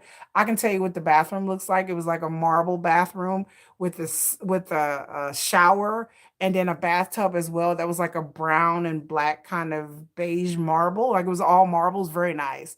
And the rug, like I could feel the rugs underneath my feet in the bathroom. Very odd. Like I said, I've had some really odd dreams throughout my life, but that was one of the strangest I've had in a long time. I can tell y'all also something about me that y'all don't know. Um, I lucid dream as well every once in a while. I don't know. There's nothing that triggers it.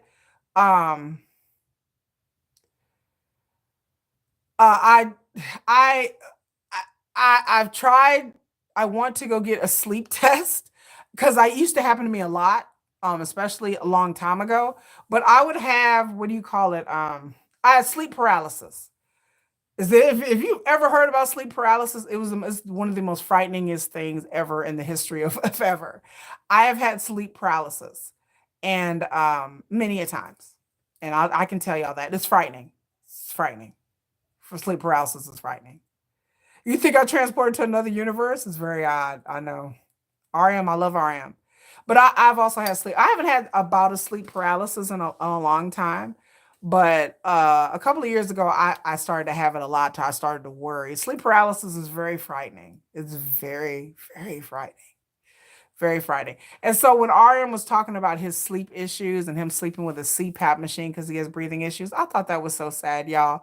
But I've never had breathing issues, but I can understand issues with sleep. I've had insomnia. I only sleep like 4 hours a day. Like people get amazed. I only sleep like 4 or 5 hours a day.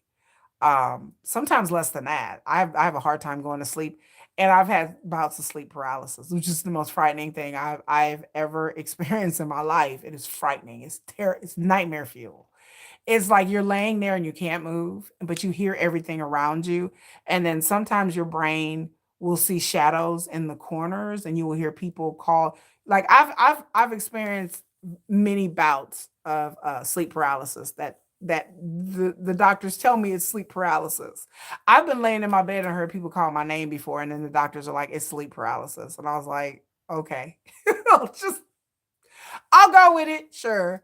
I mean, I've heard they're like, oh, that's sleep paralysis. I said, okay. But the idea that you're laying there and you can hear things, but you can't move. And so you can hear things. And then sometimes your brain will get caught between sleep and like lucid sleep and awake.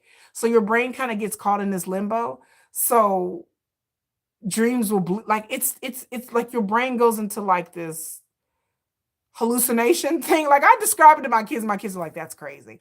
But then my son had a bout of it. My son had sleep paralysis like a couple of months ago. And he was like, oh my God. And I've had it off and on since I was a kid. And so they've tried to give me like medications to keep me asleep, but I don't like it because I get all groggy. But sleep paralysis, if you read on it and study up on it, it is one of the most frightening sounding things that when it first happened to me when I was a kid, I was a teenager and I didn't know what was going on. I was like, why am I laying here and I can't, and then you can't move. And then you're like, okay, well, I hear people talking and I want to say, and you just can't move.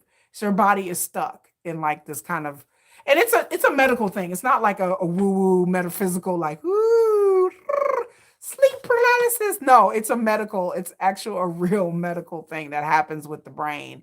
It's where like your dopamine levels don't settle and you get stuck in between like deep sleep and an awakeness. But then your body doesn't, because y'all know when y'all fall asleep, your body issues like this drug in your brain that keeps you still at night.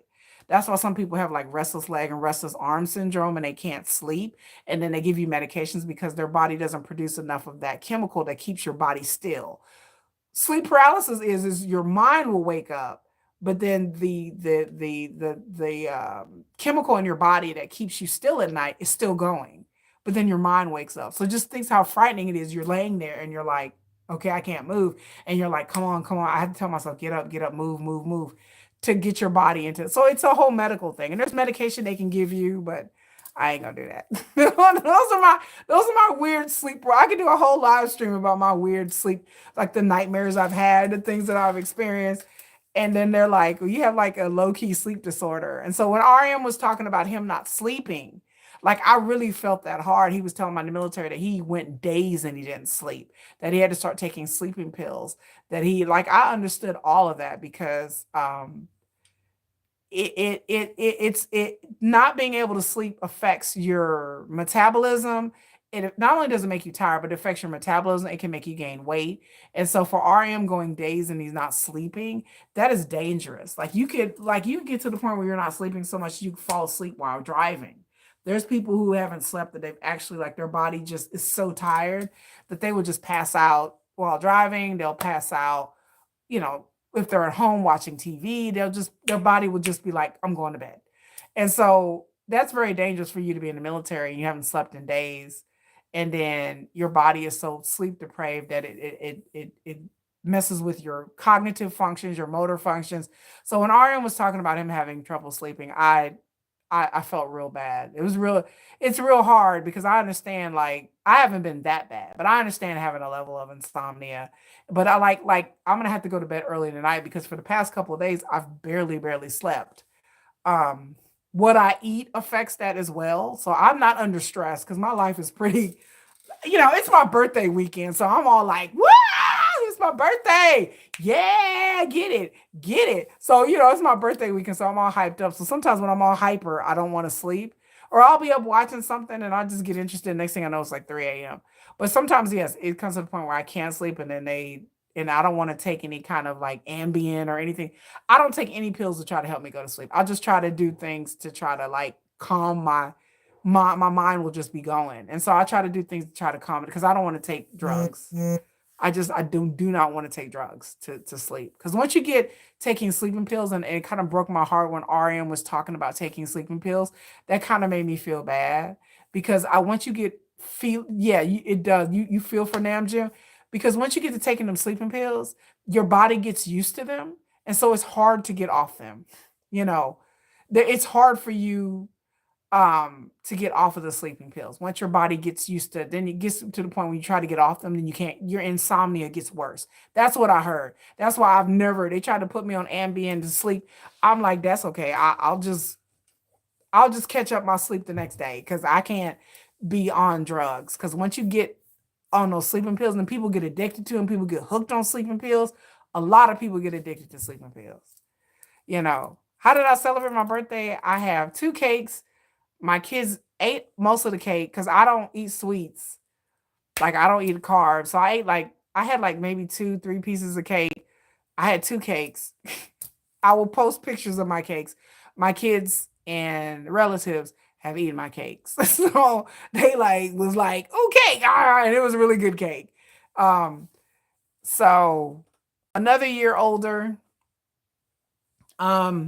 This year will be I'm coming up on my BTS anniversary. My BTS anniversary is August 6th, which is the day that Suga got into his scooter thing.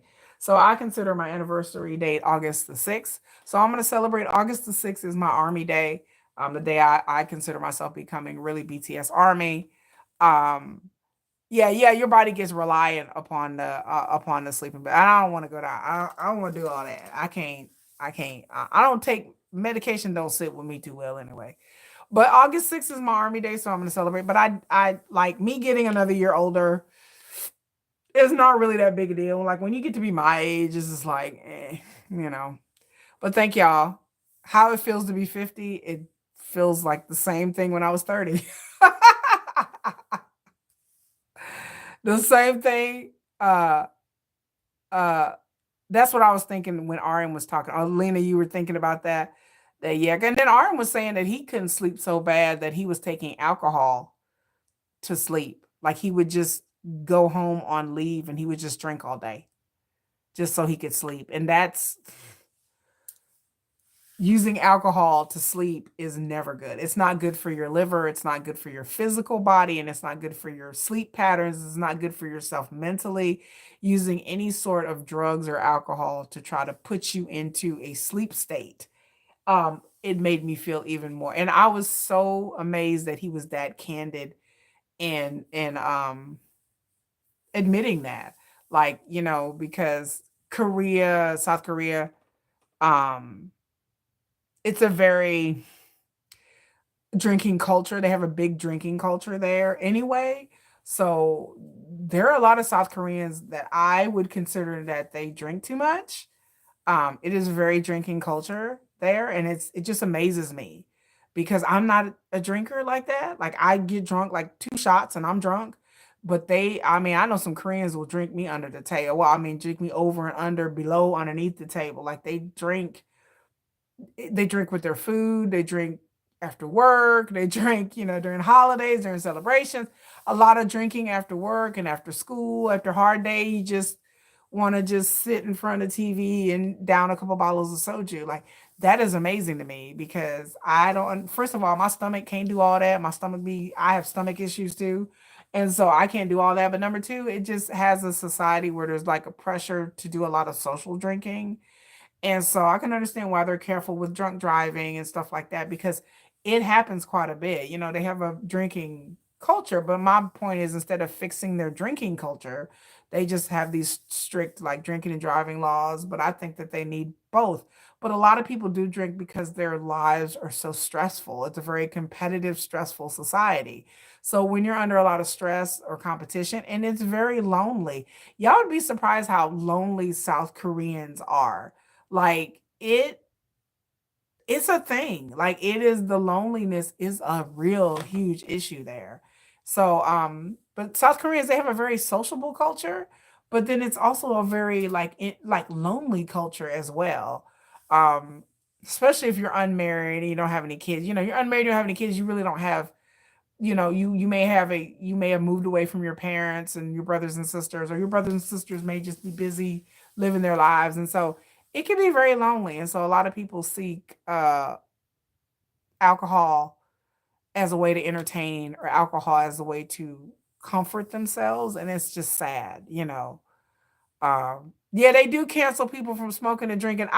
But it's just the K-idols, because South Korea is like that. South Korea is like a dichotomy of contrasts. Like people get canceled for this and doing that, and then South Korea is trying to say that they're this conservative culture, but they're not really. They're not. Like on the surface, it's like I know some cultures that are very conservative, like very, very, very religious, like Muslim countries that are very religious and socially conservative. I would say in South Korea, it's almost like a false conservativeness.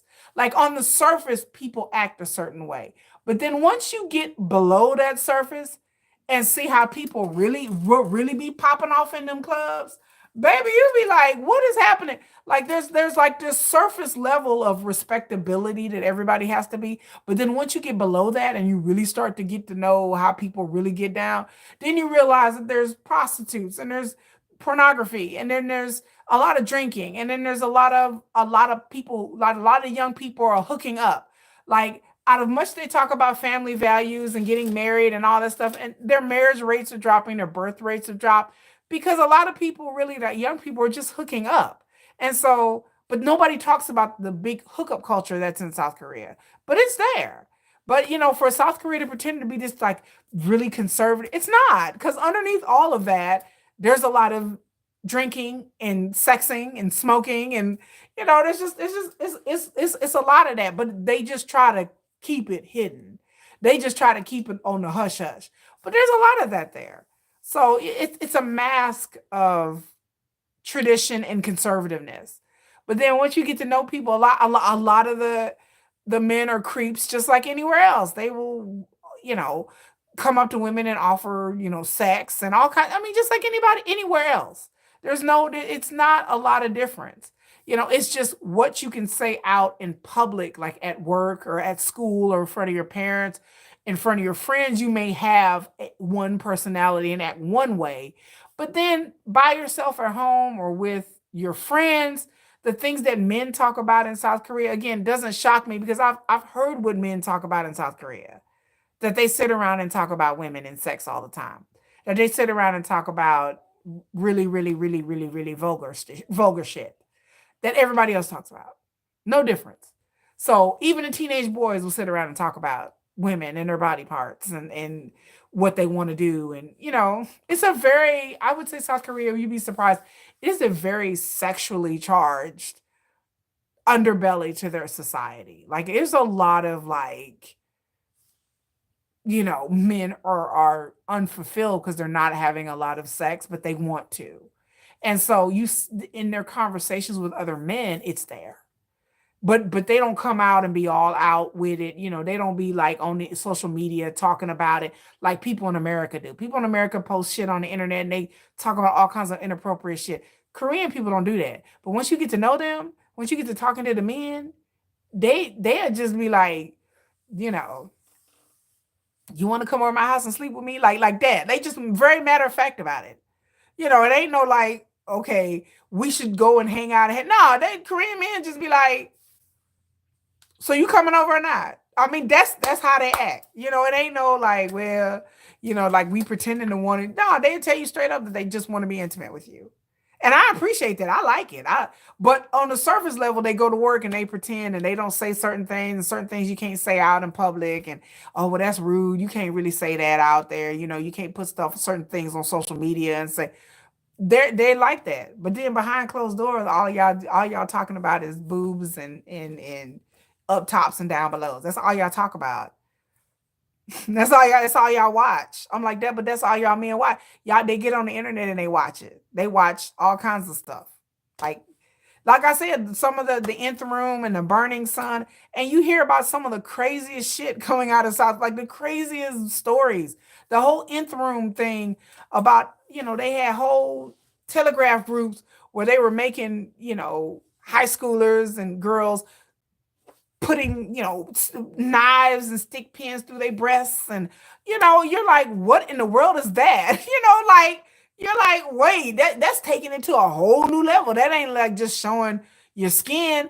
They was having these women go to bathroom and lick toilets and burn cigarettes on their arms and, pee on the floor and lick it. Like, you're like, what the fuck? Like, and the more I read about the nth room, I'm like, the hell? What's wrong with y'all? Like crazy stuff like that. Like stuff that you just like, okay, that's beyond that's a whole nother level.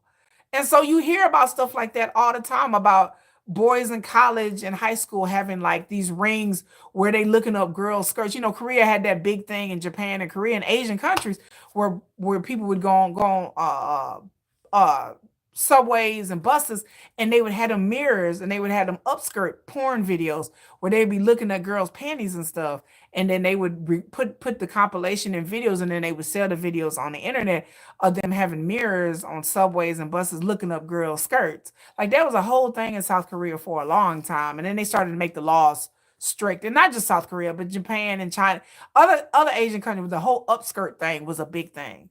And the girl, and these would be young girls. It would be like high school girls where they would look at their panties and stuff like that. And for us, it's kind of like, okay, that's just creepy. But it was a whole thing where women felt very violated, and it is a violation, especially when they were looking at teenage girls and looking up they skirts and stuff like that. And you would think like what is like this whole conservative society? It's a lie. It's a lie.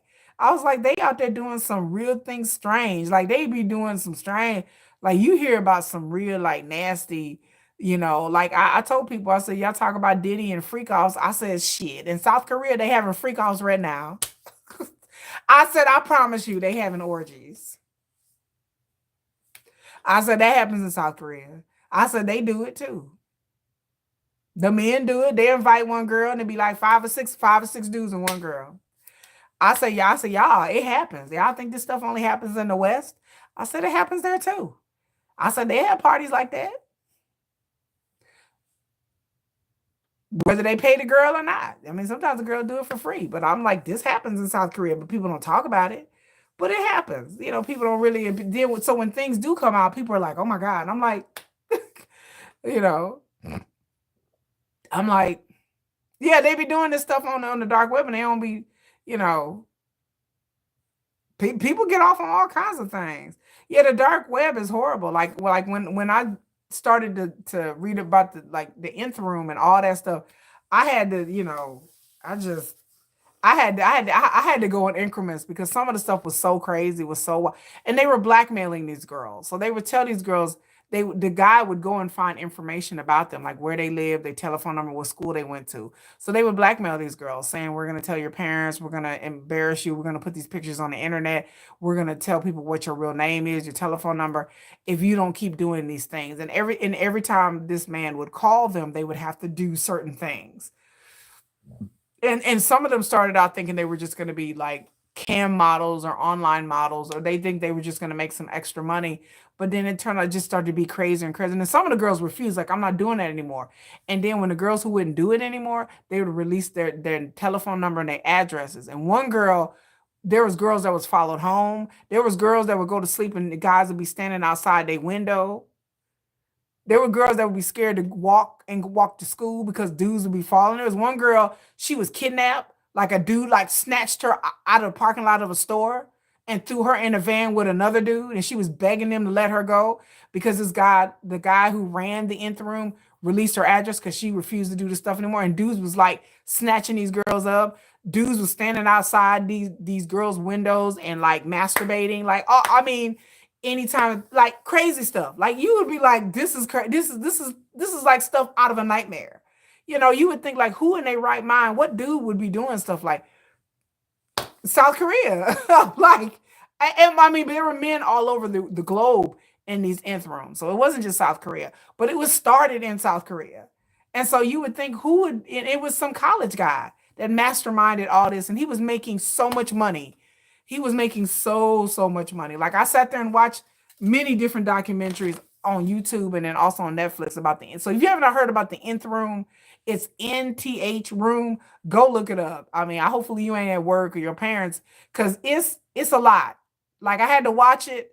Like if you watch Rotten Mango, I watch Rotten Mango all the time. Stephanie Rotten Mango, she did a thing about the nth room. I had to watch half of it and stop because it was so shocking to me. Like it was so like it shocked me. Like I was like, they daddy girls doing what now? I'm like, ah, nah, I ain't. Look, I ain't finna go lick no man's toilet. It was wild. I was like, that was just crazy. Yeah. Rotten Mango did a story about the nth room, and like I said, I had to watch it half of it and stop and then go back to it because it was a lot for me to process. It was a lot. It's a lot to process. It's very graphic. I mean, the things that they were having these girls do, it was so graphic and so absurd. It was just like I didn't even know what to think. And the thing about this, the dudes that were running this ring, they didn't even get that long in prison. They didn't even get that long, y'all. I think they got like maybe 2 years. I think they get out in like next year. Like they didn't even get very long. I mean, and then like it was a whole aftermath what happened online because people were trying to release the names of the people who were going to the nth room because I mean basically they guilty too. Like they were saying there's like 100,000 different users watching these videos, like 100,000 all over the world, that they couldn't find them. They couldn't, because Telegraph had a way where you can delete chats and stuff like that. But they were saying there was thousands of men in Korea, all kinds of men watching these videos.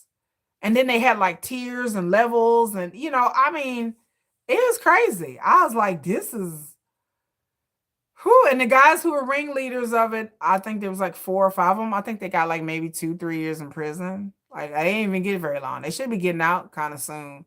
And these were college guys. These were guys in college in their 20s.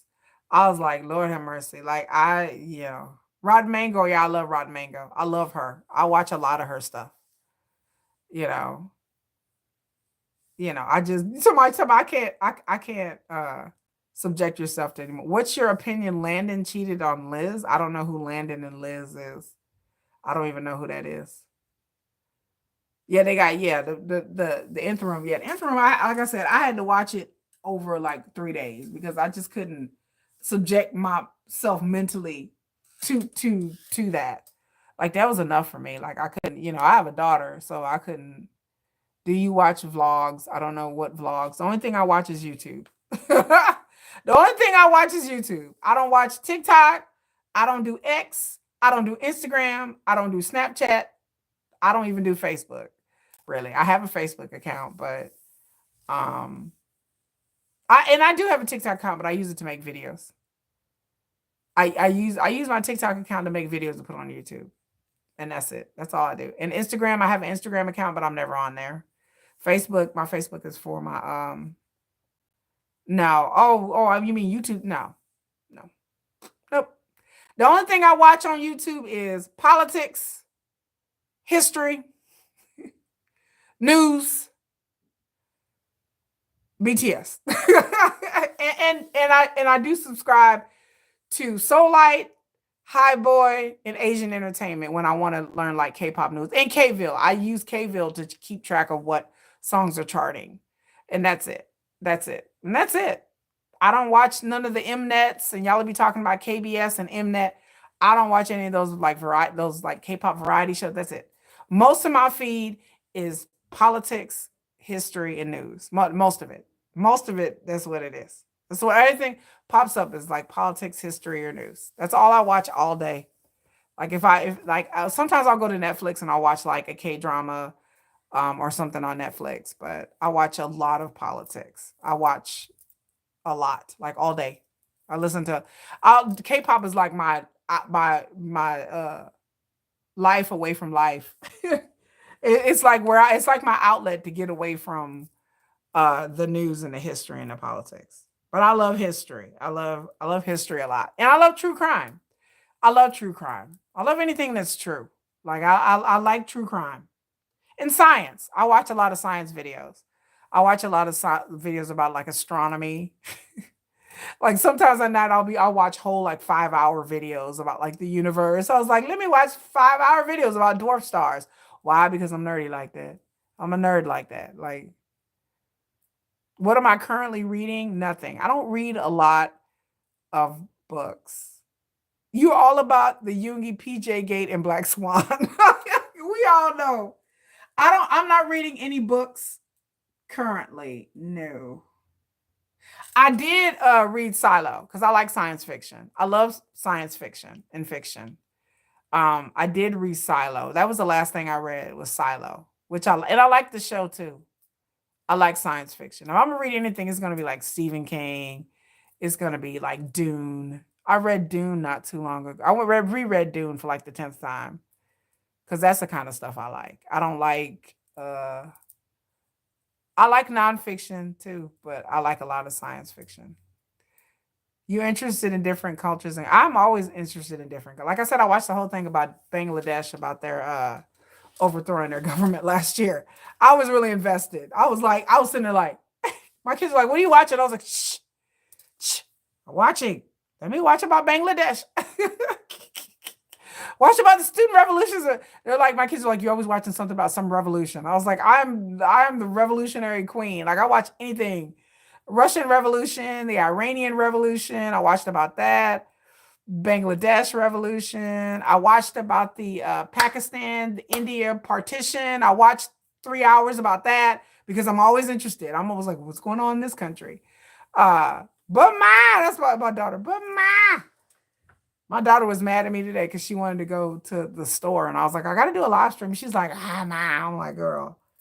But anyway, y'all, but that's what I'm watching. I think tonight I'm going to watch my BTS. I'm going to go to sleep my Yoongi video and I'm going to report back. If I am going to report the next day, I'll be like reporting for duty. And I will tell y'all if I had any kind of wild, weird dreams. But I've been on this live stream. Bangladesh is our neighbor. It was all over the news. Oh, you watch a lot of Indian history? I watch a lot of history, period. I watch a lot of history. Because yeah, Bangladesh is your neighbor. And then that lady from Bangladesh, she like fled to India. she got out of Dodge. She was gone. She was like, I'm going to India. They was finna kill her. And I remember they went into like her palace or whatever, and people were all in there and they were like taking stuff. And I was like, they all looking around. I was like, damn, they just totally overthrew the government. I remember when it happened. I was like, what are they doing in Bangladesh? Like these students were like upset because she was like disappearing people and unaliving people, any kind of political dissidents. She was like, they were just disappearing, and they interviewed people where their family members have disappeared. And it started out good, but the road to hell is paved with good intentions. She started out like, yeah, I'm for the people. And then eventually it was like, well, well, are you really, lady? Like, lady, are you disappearing people? She like, well. And she sounded like such she's a very intelligent lady, the leader of Bangladesh. She's a very intelligent lady. I watched her interviews. She's very, very intelligent, smart, competent lady. But I was like, dude, I don't know if she got lost in the sauce or what. But I was like, the things that she was doing, I was like, lady, I understand your spirit. But the things she was doing, I was just like, okay, that's kind of like dictator territory. So no wonder the students like rose up. And then, it started out something they were just protesting, like, education quotas, and then it just spread into like a whole thing. And then like that lady, she had like over 100 activists killed. Like they were just shot in the streets. Like it was horrible. It was horrific. If you don't know about the Bangladesh uprising last year, go check that out because that was very interesting. And then she fled. Then they ran out of the country because they was gonna string that lady up. And it just started out like her father used to be the ruler of Bangladesh in like 1974, and he was actually assassinated. And so she fled the country. Like it was the whole thing. It's very interesting. I like history. I love to learn about other cultures and countries and what and like what they're doing. Then I watched the thing about the Indian partition with Pakistan. I sat there and watched that and cried for about an hour. I was like, yeah. Like I always be crying. I don't cry a lot, y'all, but history makes me cry. Like when I see things happen to people, especially children, I get really like it really affects me deeply. So I try not to watch things that are too sad a lot, and so I'll go to BTS to make me a little to lighten my mood a bit because I can be very morose and heavy, and I watch a lot of heavy things. My kids are like, "Why do you keep watching this?" I just be like, "The world is a cesspool of hell," like you know. But then I watch BTS, and I'm like, "Oh, I feel a little bit better." She said, "Jungkook, I love. Have you tried Indian food?" I have. I've been. I where I live at, there is a huge uh Korean and huge Indian population here. My supervisor is actually from India. And when I used to work in my old company, we would go to Holi. Like they would have a group of us and we would go to Holi and we would get all like the colors all over us. I've been to an Indian wedding, which was one of the most beautiful things I've ever been to. I like Indian desserts.